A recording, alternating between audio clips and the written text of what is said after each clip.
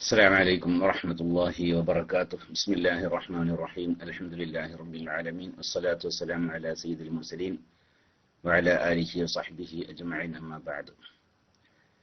ബഹുമാനപ്പെട്ട സഹോദരന്മാരെ, കുട്ടികളെ എല്ലാവരെയും ഇഷ്റാഖുൽ യൗമിലേക്ക് സ്വാഗതം ചെയ്യുകയാണ്. നല്ലൊരു പ്രസംഗം, നല്ലൊരു ക്ലാസ്, ഫലപ്രദമായ ഒരു ക്ലാസ് മയ്യിത്ത് പരിപാലനത്തെ സംബന്ധിച്ച് അത് കഴിഞ്ഞ സമയമാണിപ്പോൾ. അതിന്റെ ആദ്യം മുതൽ അവസാനം വരേക്കും നല്ല രീതിയിൽ തന്നെ നമ്മുടെ റാഫി മുണ്ടംപറമ്പിന് അത് ഇവിടെ ലൈവ് എത്തിച്ചു തരാൻ സാധിച്ചു. വിഷയം അവതരിപ്പിച്ച് സംസാരിച്ച ബഹുമാനപ്പെട്ട സലീം ഫൈസി ഇർഫാനി, അതുപോലെ തന്നെ ആ ലൈവ് എത്തിച്ചെന്ന റാഫി മുണ്ടംപറമ്പ് പോലെയുള്ള എല്ലാവർക്കും കേരള ഇസ്ലാമിക് ക്ലാസ് റൂമിന്റെ പേരിൽ നന്ദി അറിയിക്കുന്നു. അല്ലാഹു സുബ്ഹാനഹു തആല ഖബൂൽ ചെയ്യട്ടെ എന്ന് ദുആ ചെയ്യുകയും ചെയ്യാണ്. എന്നിന്റെ പ്രിയപ്പെട്ട സഹോദരന്മാരെ, വളരെ പ്രധാനപ്പെട്ട ഒരു ക്ലാസ് നടക്കാനിരിക്കുന്നത് വിശ്വാസ കാപട്യം എന്ന വിഷയത്തെ സംബന്ധിച്ച് ബഹുമാനപ്പെട്ട TH ദാരിമി അദ്ദേഹത്തിന്റെ ക്ലാസ്സാണ് ഇന്ന് ഇഷ്റാഖുൽ യൗമിൽ നടക്കാനിരിക്കുന്നത്. വിശ്വാസത്തിലെ കാപട്യം, ഇൻഷാ അല്ലാഹ് അതിന്റെ ഏതൊക്കെ വശമാണ് അദ്ദേഹം ഇന്ന് ഇവിടെ സംസാരിക്കുന്നത് എന്ന് അവതരിപ്പിക്കുമ്പോൾ തന്നെ നമുക്ക് അറിയാൻ സാധിക്കും. വളരെ പ്രധാനപ്പെട്ട ഒരു ക്ലാസ്സാണ്. ഇഷ്റാഖുൽ യൗം തുടങ്ങിയതിനു ശേഷം ബഹുമാനപ്പെട്ട TH ദാരിമിയുടെ രണ്ടാമത്തെ ക്ലാസ്സാണ് ഇത്. ഇനി ഇൻഷാ അല്ലാഹ് മറ്റ് ദിവസങ്ങളിലും വളരെ പ്രധാനപ്പെട്ട ആളുകൾ വളരെ പ്രധാനപ്പെട്ട വിഷയങ്ങളുമായി നമ്മുടെ കേരള ഇസ്ലാമിക് ക്ലാസ് റൂമിൽ ഉണ്ടാകും. നാളെ ബഹുമാനപ്പെട്ട ഫൈസൽ നിയാസ് ഹുദവിയുടെ സാമ്പത്തിക ശാസ്ത്ര സംബന്ധമായ ക്ലാസ് ഉണ്ടാകും. മറ്റന്നാൾ ബഹുമാനപ്പെട്ട MT ദാരിമിയുടെ, അങ്ങനെ വളരെ പ്രഗത്ഭരായ ആളുകൾ വളരെ പ്രധാനപ്പെട്ട വിഷയങ്ങളുമായാണ് ഇഷ്റാഖുൽ യൗമിൽ സംസാരിക്കുന്നത്. ഇന്ന് ബഹുമാനപ്പെട്ട TH ദാരിമിയുടെ ക്ലാസ്സാണ്. ജലീൽ എടപ്പറ്റ എന്ന ഏരിയയിലാണ് അദ്ദേഹം ഉള്ളത് എന്ന് നമുക്കറിയാൻ സാധിക്കുന്നു. TH ദാരിമിയെ കേരള ഇസ്ലാമിക് ക്ലാസ് റൂമിന്റെ മൈക്കിലേക്ക് ക്ഷണിക്കുന്നതിന് മുമ്പായി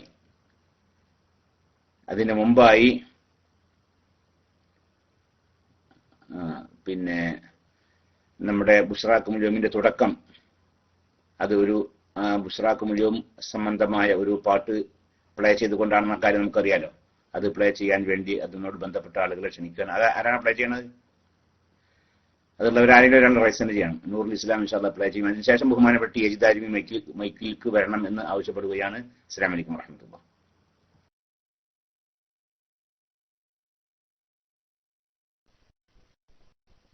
ബുശ്റാകുമുൽ യൗം ബുശ്റാകുമുൽ യൗം ബുശ്റാകുമുൽ യൗം ബുശ്റാകുമുൽ യൗം ഈമാനുൻ ഇസ്ലാമും ഇഹ്സാനും അറിയാൻ ഒത്തുചേരാം നമുക്കീ വഴിത്താരയിൽ.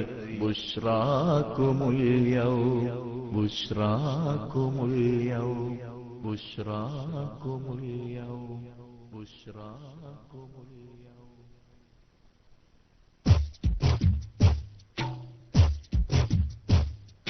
തൂബലനാ ഹഖിൻ യഖീനേ, തൂവെളിച്ചം കാട്ടിയദീനിൽ മിൻ യഖീനേ. തൂബലനാ ഹഖിൻ യഖീനേ, വെളിച്ചം കാട്ടിയദീനിൽ മിൻ യഖീനേ. അദബിൽ നമുക്കലിഫെഴുതാം അഹ്ലൻ വസഹ്ല, ബുശ്റാകുമുൽ യൗം ജന്നത്തിന്റെ പൂർണ്ണ ജമാല. തൂബലനാ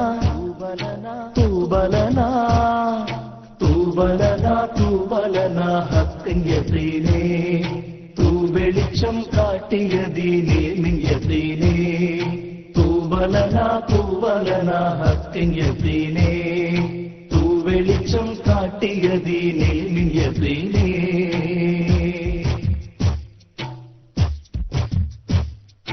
ഉള്ളിലിമാനിൻ വിളക്ക് കത്തി നിൽക്കണം, ഉള്ളറിഞ്ഞ ദീൻ ഇസ്ലാമിൽ ലയിക്കണം. ഉള്ളിലിമാനിൻ വിളക്ക് കത്തി നിൽക്കണം, ഉള്ളറിഞ്ഞ ദീൻ ഇസ്ലാമിൽ ലയിക്കണം. ഇറയോനെ നേരിൽ കാണും പോലെ പിന്നെ മുനാജാ, ഇറയോനെ നേരിൽ കാണും പോലെ പിന്നെ മുനാജാ. ഇഹ്സാനിൽ സർവം വിലയം പ്രാപിച്ചേറ്റി ദരജാ. തൂബലനാ തൂബലന ഹത്തിൻ യഖീനേ തൂ വെളിച്ചം കാട്ടിയ ദീനിൽ മിൻ യഖീനേ തൂബലന ഹത്തിൻ യഖീനേ തൂ വെളിച്ചം കാട്ടിയ ദീനിൽ മിൻ യഖീനേ.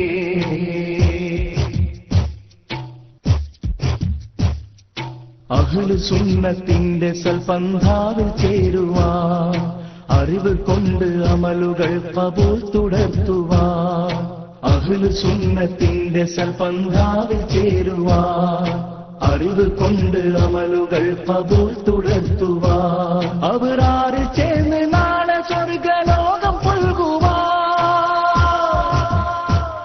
അവരാറ് ചേർന്ന് നാളെ സ്വർഗലോകം പുൽകുവാൻ യാ മുജീബ ദഅവതിനാ യാ ദൽ ജലാലേ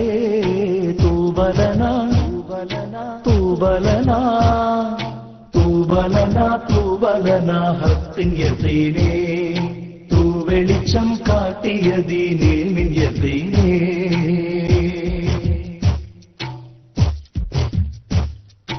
ഏമിൻ മുത്തുമണികൾ വീണുപോയ ഇന്ധനം തൽക്ഷണം തിരിച്ചെടുത്ത് കൽബുണർത്തണം. ഏമിൻ മുത്തുമണികൾ വീണുപോയ ഇന്ധനം തൽക്ഷണം തിരിച്ചെടുത്ത് കൽബുണർത്തണം. ദീനിന്ദുലൂമുകൾ തുറക്കും അറിവിൻ ജാലകം ദീനിന്ദുലൂമുകൾ തുറക്കും അറിവിൻ ജാലകം ദീപ്തി തെളിച്ച് കാവൽ തീർത്ത ഖൈറിൻ താരകം. യാ ഇലാഹൽ ആലമീന യാ ഇലാഹനാ യാ ഇലാഹൽ ആലമീന യാ ഇലാഹനാ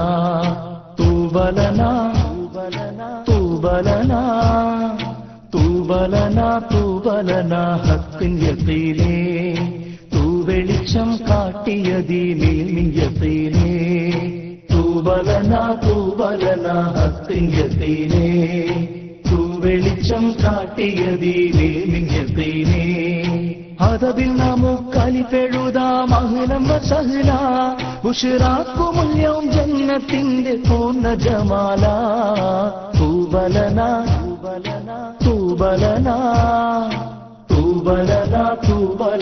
ഹത്തിൻ യഖീനേ തൂ വെളിച്ചം കാട്ടിയ ദീനിൽ മിൻ യഖീനേ തൂബലന ഹത്തിൻ യഖീനേ തൂ വെളിച്ചം കാട്ടിയ ദീനിൽ മിൻ യഖീനേ.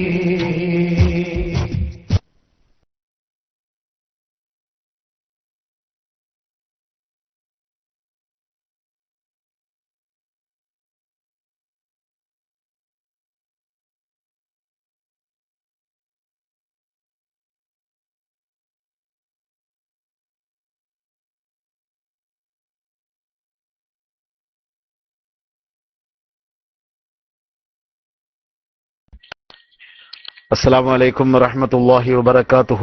بسم الله الرحمن الرحيم. الحمد لله رب العالمين. اللهم صل وسلم وبارك على سيدنا محمد سيد الأولين والآخرين وعلى آله وصحابه وأتباعه إلى يوم الدين. أما بعد.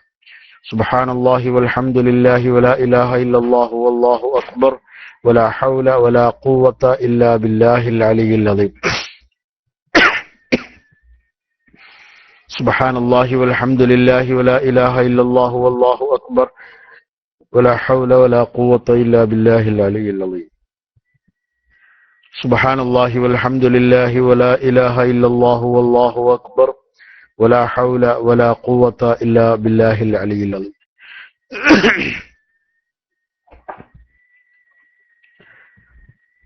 ദീനിയായ നാഫിയായ ഉലൂമുകൾ പറയുവാനും കേൾക്കുവാനും പഠിക്കുവാനും പഠിപ്പിക്കുവാനും അല്ലാഹു റബ്ബുൽ ഇസ്സത്ത് നമുക്കെല്ലാവർക്കും തൗഫീഖ് പ്രദാനം ചെയ്യുമാറാവട്ടെ. ഈ മഹത്തായ വേദിയിലൂടെ നാം നിർവഹിച്ചുകൊണ്ടിരിക്കുന്ന പ്രബോധന പ്രവർത്തനങ്ങളെ അല്ലാഹു റബ്ബുൽ ഇസ്സത്ത് ഖബൂൽ ചെയ്യുമാറാവട്ടെ. അതിന്റെ മഹത്തായ പ്രതിഫലം നമ്മുടെ ജീവിതത്തിലും സമൂഹത്തിലും സമുദായത്തിലും അല്ലാഹു സുബ്ഹാനഹു വ തആല പ്രദാനം ചെയ്യുമാറാവട്ടെ. ആമീൻ. പ്രാർത്ഥിച്ചുകൊണ്ട് ബുഷ്റാക്കുമുൽ യൗമിന്റെ ഇന്നത്തെ അധ്യായത്തിലേക്ക് എല്ലാ നല്ലവരായ സഹോദരങ്ങൾക്കും സഹപ്രവർത്തകർക്കും സ്നേഹസമ്പന്നമായ സ്നേഹനിർഭരമായ സ്വാഗതം നേരുകയാണ്. കാപഢ്യത്തെ സംബന്ധിച്ചാണ് ഇന്നത്തെ നമ്മുടെ അധ്യായം. കാപഢ്യം എന്നാൽ എന്താണ്, അതെങ്ങനെയാണ് ഉണ്ടാവുന്നത്, അതുണ്ടാക്കുന്ന അനന്തരഫലങ്ങൾ എന്തെല്ലാമാണ് തുടങ്ങിയ കാര്യങ്ങളിലൂടെയാണ് നമുക്ക് ഇന്നത്തെ അധ്യായവുമായി സഞ്ചരിക്കാനുള്ളത്. നിഫാഖ് എന്ന് പറയുമ്പോൾ അത് ഏറ്റവും പ്രധാനപ്പെട്ട ഒരു കാര്യമാണ്. ഒരു മനുഷ്യനെ സംബന്ധിച്ചിടത്തോളം അവന്റെ ജീവിതത്തിലെ സകലമാന പരാജയങ്ങളിലേക്കും അവനെ വലിച്ചെറിയുന്ന ഒരു കാര്യമാണ് നിഫാഖ്, കപട വിശ്വാസം എന്ന് നമുക്കെല്ലാവർക്കും പ്രാഥമികമായി തന്നെ അറിയാം.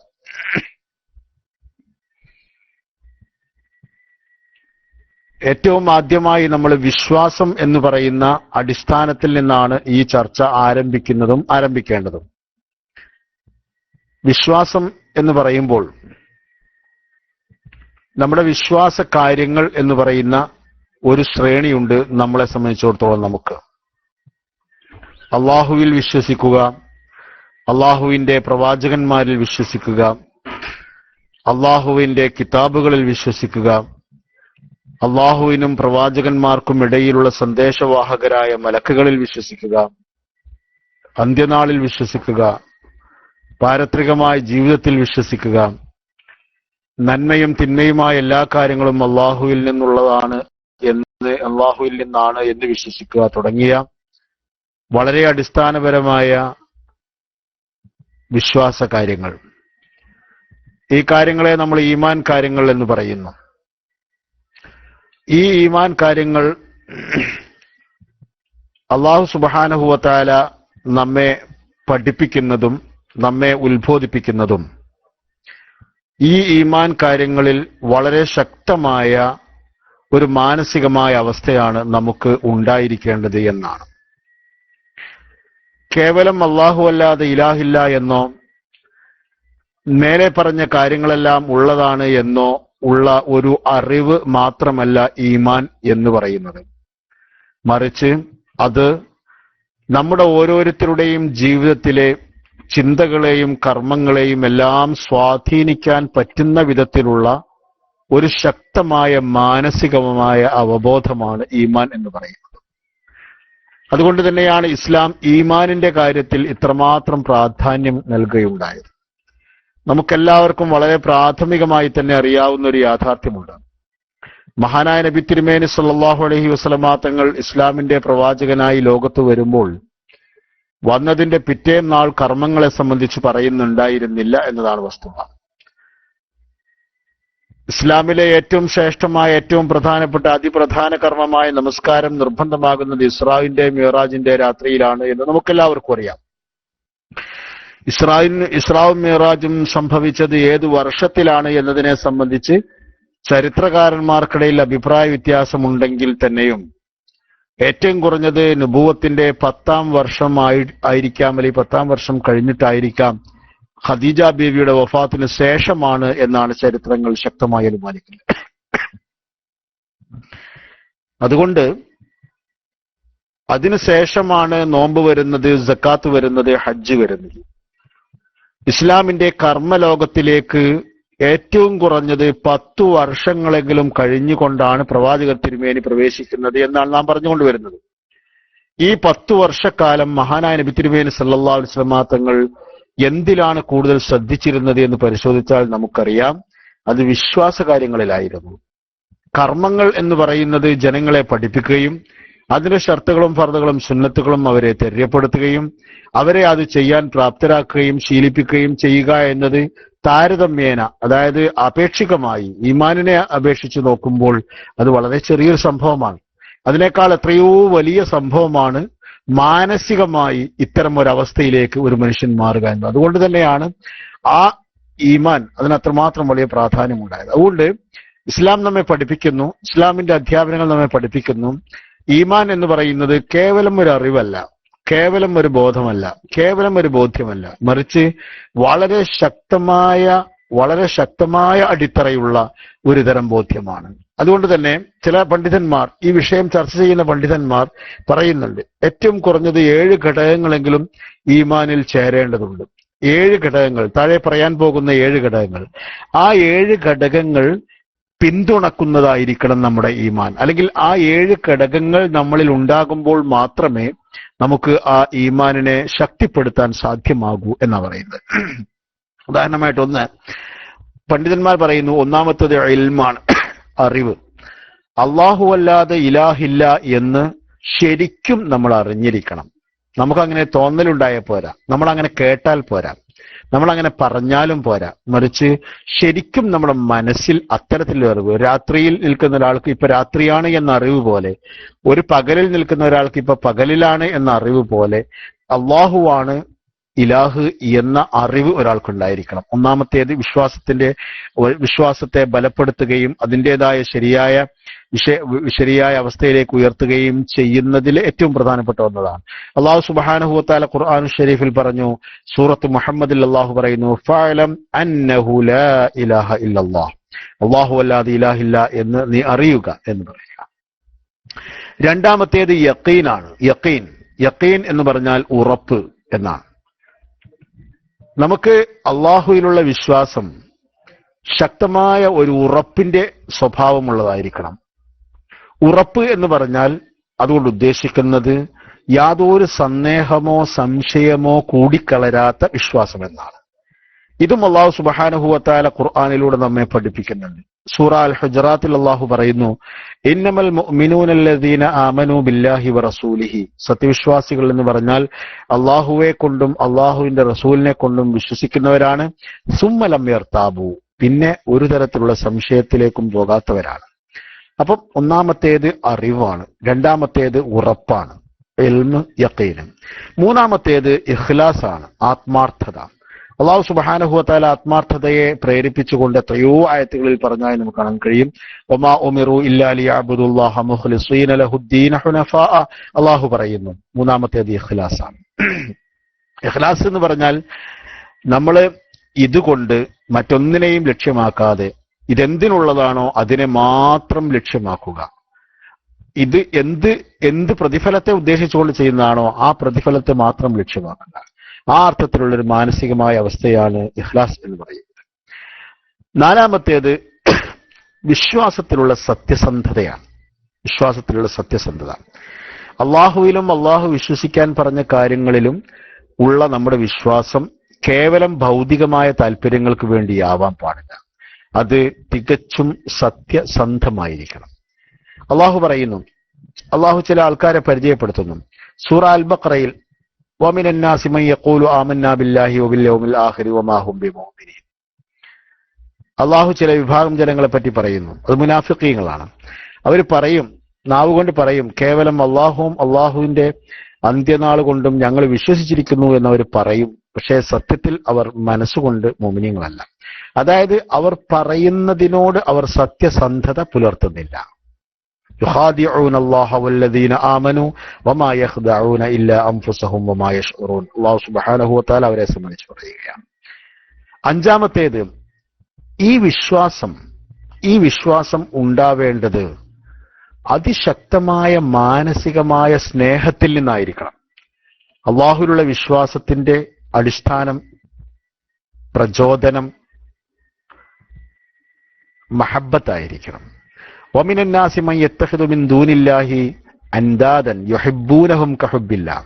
അള്ളാഹു അല്ലാത്ത ആൾക്കാരെ ദിലാഹുകളായി സ്വീകരിക്കുന്ന ആൾക്കാരെ ആക്ഷേപിച്ചുകൊണ്ട് അള്ളാഹു പറയുന്നുണ്ട്, അവര് അള്ളാഹുവിനെ സ്നേഹിക്കേണ്ട ക്രമത്തിൽ തങ്ങളുടെ ഇലാഹുകളെ അല്ലെങ്കിൽ അള്ളാഹുവിന്റെ മേൽ പങ്കുചേർക്കപ്പെട്ടതായ ഇലാഹുകളോട് സ്നേഹവായ്പകൾ കാണിക്കുന്നവരാണ് അവരെ.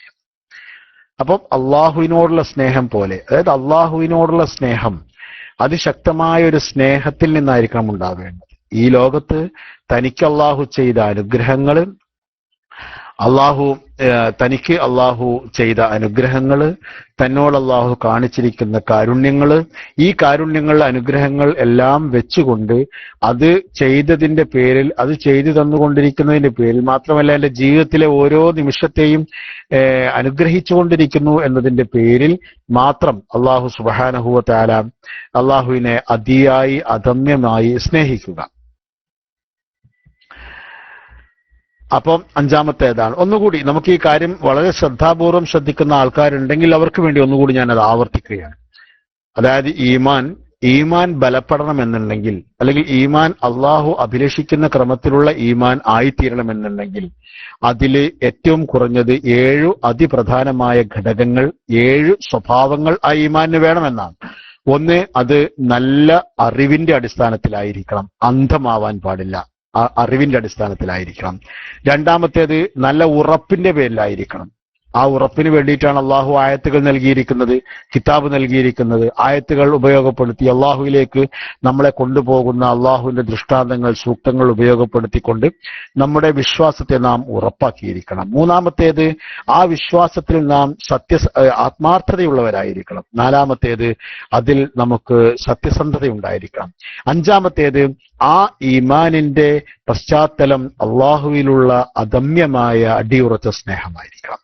ആറാമത്തേത് പറയുന്നത് അൽ ഇസ്ലാമു, അള്ളാഹുവിന് വിധേയമാവുക എന്നതാണ്. അള്ളാഹു സുബ്ഹാനഹു വ തആല ധാരാളം ആയത്തുകളിൽ ഇക്കാര്യം പറഞ്ഞിട്ടുണ്ട്. സൂറത്ത് സുബറിൽ അള്ളാഹു പറയുന്നു, വഅനീബു ഇലാ റബ്ബിക്കും, നിങ്ങൾ റബ്ബിലേക്ക് നിങ്ങൾ പശ്ചാത്തപിച്ചു മടങ്ങുക. വസ്ലിമൂ ലഹു, അള്ളാഹുവിന് നിങ്ങൾ എല്ലാ അർത്ഥത്തിലും കീഴൊതുങ്ങുകയും സബ്മിറ്റ് ചെയ്യുകയും ചെയ്യുക.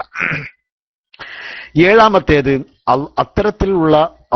അത്തരത്തിലുള്ള ഒരു വിശ്വാസം ഉണ്ടാകുമ്പോൾ അള്ളാഹു പറഞ്ഞ എല്ലാ കാര്യങ്ങളെയും സ്വീകരിക്കാനുള്ള ഖുബൂലിയത്തിന്റെ ഒരു മനസ്സുണ്ടാവുക എന്നതാണ്. ഇന്നഹും കാനൂ ഇദാ ഖീല ലഹും ലാ ഇലാഹ ഇല്ലല്ലാഹു യസ്തക്ബിറൂൻ വയഖൂലൂന അഇന്നാ ലതാരികു ആലിഹത്തിനാ ലിശാഇരിൻ മജ്നൂൻ. അല്ലാഹു സുബ്ഹാനഹു വ തആല പറയുകയാണ്, അവിശ്വാസികളായ ആൾക്കാരെ സംബന്ധിച്ച് പറയുകയാണ്, അവരുടെ വിശ്വാസം പൂർണ്ണമാവാത്തതിന്റെ ഒരു പ്രധാന കാരണം അള്ളാഹു സൂചിപ്പിക്കുകയാണ്. എന്താ കാരണം? ഓലോട് അല്ലാത്ത ഇലാഹില്ല എന്ന് പറയുമ്പോൾ ഓൽക്കൊരു അഹങ്കാരമാണ്. അതുപോലെ തന്നെ ഓലെ അള്ളാഹുവിന്റെ മാർഗത്തിലേക്ക് ക്ഷണിക്കുമ്പോൾ ഞങ്ങൾക്ക് നിലവിലുള്ള ഇലാഹുകളെയൊക്കെ ഞങ്ങൾ ഒഴിവാക്കുകയാണോ എന്നൊരു എതിർ ചോദ്യമാണ്. ഇങ്ങനെ എതിർ ചോദ്യമൊന്നുമില്ലാതെ അള്ളാഹുവിലുള്ള അടിയുറച്ച വിശ്വാസം, അവൻ പറയുന്നതും കൽപ്പിക്കുന്നതുമായ കാര്യങ്ങൾ, അവന്റെ അഭീഷ്ടങ്ങൾ, അവന്റെ ഇഷ്ടാനിഷ്ടങ്ങൾ, ഇതെല്ലാം സ്വീകരിക്കുവാനും എല്ലാ അർത്ഥത്തിലും അതിന് വഴിപ്പെട്ട് വിധേയരായി ജീവിക്കുവാനുമുള്ള ഒരു പ്രേരണയിലേക്ക് കൊണ്ടുപോകുന്ന ഒരു സാഹചര്യം ഉണ്ടാവണം. അപ്പൊ ഇത്തരത്തിലുള്ള അടിസ്ഥാനപരമായ ഘടകങ്ങൾ കൊണ്ട് ശക്തിപ്പെടുത്തപ്പെട്ട, വളരെ കർക്കശമായ, വളരെ സ്ട്രോങ് ആയ ഒരു ശക്തിയുള്ള തരത്തിലുള്ള ഒരു മാനസികമായ തിരിച്ചറിവിനെയാണ് സത്യത്തിൽ ഈമാൻ എന്ന് പറയുന്നത്. ഈ ഘടകങ്ങളിൽ ഏതെങ്കിലും ഒന്നില്ലാതെ പോയാൽ, അല്ലെങ്കിൽ ഈ ഘടകങ്ങൾ ഉണ്ടാവേണ്ട അതേ അർത്ഥത്തിൽ ഉണ്ടാവാതെ പോയാൽ അത് രണ്ടർത്ഥത്തിലേക്കാണ് പോവുക. ഒന്നുകിൽ അത് എല്ലാ അർത്ഥത്തിലും ഇസ്ലാമിക മില്ലത്തിൽ നിന്ന് തന്നെ പുറത്തു പോകുന്ന കുഫർ എന്ന് പറയുന്ന അർത്ഥത്തിലേക്ക് പോകും, ഒന്നാമത്തേത്. രണ്ടാമത്തേത്, കുഫറിലേക്ക് പോകുന്നില്ല, ബാഹ്യമായി അവർക്ക് ഈമാൻ ഉണ്ട്, എന്നാൽ അതേസമയം അവര് സത്യത്തിൽ ഈമാനിന്റെ എല്ലാ ഗുണങ്ങളും ഉള്ളവരല്ല. അതുകൊണ്ട് അവർ നിഫാഖ് എന്ന് പറയുന്ന മറ്റൊന്നിലേക്ക് പോകും. അപ്പം ഇവിടെയാണ് നമ്മുടെ ചർച്ച ആരംഭിക്കുന്നത്. സത്യത്തിൽ കാപഢ്യം അല്ലെങ്കിൽ നിഫാഖ് എന്ന് പറയുന്നത് ഈമാൻ അതിൻ്റെതായ കൃത്യമായ ചേരുവകൾ ചേരാത്തതിനാൽ ഉണ്ടാകുന്ന ഒരു ശക്തമായ ന്യൂനതയാണ്. ആ ന്യൂനതയുള്ള വിശ്വാസത്തെയാണ് സത്യത്തിൽ നിഫാഖ് എന്ന് പറയുന്നത്. വാക്കർത്ഥത്തിലേക്ക് വന്നു കഴിഞ്ഞാൽ നിഫാഖ് എന്ന് പറഞ്ഞാൽ എല്ലാവർക്കും അറിയാമോ, ഇൽഹാറുൽ ഇസ്ലാമി വൽ ഖൈരി വ ഇബ്താനുൽ കുഫ്രി വശർരി. പുറത്ത് ഇസ്ലാം, അകത്ത് കുഫർ; പുറത്ത് ഖൈർ, അകത്ത് ഷർ. അങ്ങനെ ഉണ്ടാവുക. അല്ലെങ്കിൽ ഉള്ളും പുറവും വ്യത്യാസമാവുക, ഉള്ളു ഒന്ന് വേറെയും പുറത്തുനിന്ന് വേറെയും, അങ്ങനെയുള്ള ഒന്നിലേക്ക് പറയാം. ഇവരെ അള്ളാഹു സുബ്ഹാനഹു വ തആല, ഇത്തരം സ്വഭാവത്തെ അള്ളാഹു സുബ്ഹാനഹു വ തആല വളരെ ശക്തമായി താക്കീത് ചെയ്തിട്ടുണ്ട്. ഇവരിൽ ഒരു ചെറിയ ശതമാനം ഈമാൻ ഉണ്ടല്ലോ എന്ന ന്യായം അള്ളാഹു ഒരിക്കലും കാണുന്നില്ല, അള്ളാഹു ഒരിക്കലും അംഗീകരിക്കുന്നില്ല. അതുകൊണ്ട് തന്നെ അവരെ, ഇത്തരം ആൾക്കാരെ, നേരത്തെ പറഞ്ഞതുപോലെയുള്ള സത്യസമ്പൂർണമായ ഒരു ഈമാൻ അല്ല എന്നുണ്ടെങ്കിൽ അവർ മുശ്രിക്കീങ്ങളായാലും വേണ്ടില്ല, മുനാഫിക്കീങ്ങളാണെങ്കിലും വേണ്ടില്ല, അവർ മില്ലത്തിന്റെ പുറത്താണ്, അല്ലെങ്കിൽ അള്ളാഹുവിന്റെ ശക്തമായ താക്കീതുകൾക്ക്, ശാപകോപങ്ങൾക്ക് വിധേയരാവുന്നവരാണ്. നാളെ അള്ളാഹുവിന്റെ മുമ്പിൽ വലിയ ശക്തമായ ശിക്ഷ അനുഭവിക്കേണ്ടി വരുന്ന ആൾക്കാരാണ്. അള്ളാഹു സുബ്ഹാനഹു വ തആല തീർത്ത് പറയുന്നു, ഇന്നൽ മുനാഫിഖീന ഹുമുൽ ഫാസിഖൂൻ. മുനാഫിഖീങ്ങൾ അവരാണ് തെമ്മാടികൾ. അതായത് അൽ ഖാരിജൂന മിന ശർഈ, ശർഈൽ നിന്ന് പുറത്തുപോയ ആൾക്കാരാണ് അവർ എന്ന് പറയുന്നത്. മാത്രമല്ല അവരുടെ ശിക്ഷയെ സംബന്ധിച്ച് അല്ലാഹു സുബ്ഹാനഹു വ തആല ഒരു വേള അത് കാഫിരീങ്ങളെക്കാൾ ശക്തമായ ശിക്ഷയാണ് അവർക്കുള്ളത് എന്ന് പറയുന്നുണ്ട്. വിശ്വാസം, കാരണം വിശ്വാസം എന്ന് പറയുന്നത് അമാനത്താണ്. ഈ ലോകത്തെ സൃഷ്ടിച്ചവനായ അള്ളാഹുവിലാണ് നമ്മൾ വിശ്വസിക്കാൻ പറയുന്നത്. ഈ ലോകത്തിന്റെ ഓരോ ചലനങ്ങളെയും നിയന്ത്രിച്ചു കൊണ്ടിരിക്കുന്ന സൃഷ്ടാവിനെയാണ് നമ്മൾ അംഗീകരിക്കണം, വിശ്വസിക്കണം എന്ന് പറയുന്നത്. ഈ ലോകത്തുള്ള ഓരോ ഫേവറുകളും ഓരോ അനുഗ്രഹങ്ങളും ഓരോ ബ്ലെസ്സിങ്സും തന്ന അള്ളാഹുവിനെയാണ് വിശ്വസിക്കണം എന്ന് പറയുന്നത്. അപ്പം അള്ളാഹു തന്ന ഓക്സിജൻ ശ്വസിച്ച്, അള്ളാഹു തന്ന വെള്ളം കുടിച്ച്, അള്ളാഹു തന്ന അന്നം തിന്ന്, അള്ളാഹു തന്ന സുഖങ്ങൾ അനുഭവിച്ച് ആസ്വദിച്ച് ജീവിച്ച് ആ ജീവിതത്തിൽ അള്ളാഹുവിനെ മനസ്സുകൊണ്ട് അംഗീകരിക്കാതിരിക്കുക എന്ന് പറഞ്ഞാൽ അതിനേക്കാൾ വലിയ ദൈവദോഷം അല്ലെങ്കിൽ ദൈവനിന്ദ അല്ലെങ്കിൽ നന്ദികേട് ഏതാ ഉള്ളത്? അതുകൊണ്ട് തന്നെ ആ ഒരു ഗൗരവം അള്ളാഹു അവരെ ശിക്ഷിക്കുന്നതിലും കാണിക്കുന്നുണ്ട് എന്നാ പറയുന്നു. അള്ളാഹു സുബ്ഹാനഹു വ തആല പറയുന്നു, ഇന്നൽ മുനാഫിഖീന ഫിദ്ദർക്കിൽ അസ്ഫലി മിനന്നാർ.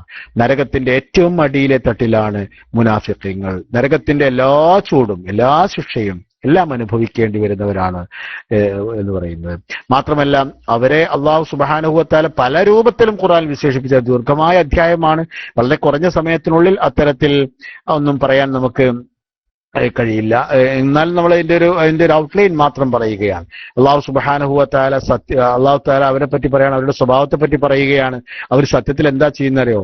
വഞ്ചിക്കുകയാണ്. അവർ വഞ്ചനയാണ് ചെയ്യുന്നത്, ചതിയാണ് ചെയ്യുന്നത്. കാരണം ഒരാള് നമുക്ക് തരുന്ന സൗകര്യങ്ങളും സൗഭാഗ്യങ്ങളും എല്ലാം ഉപയോഗപ്പെടുത്തുക, എന്നിട്ട് അയാളെ തള്ളിപ്പറയുക, അയാൾക്കെതിരെ നിൽക്കുക എന്ന് പറയുന്നത് വളരെ ശക്തമായ ഒരു നന്ദികേടാണ്. ആ നന്ദികേട്, ആ ചതി, അതിനെപ്പറ്റി അള്ളാഹു സുബ്ഹാനഹു വ തആല പറയുന്നുണ്ട്, ഇന്നൽ മുനാഫിഖീന യുഖാദിഊന അല്ലാഹ വഹുവ ഖാദിഊഹും.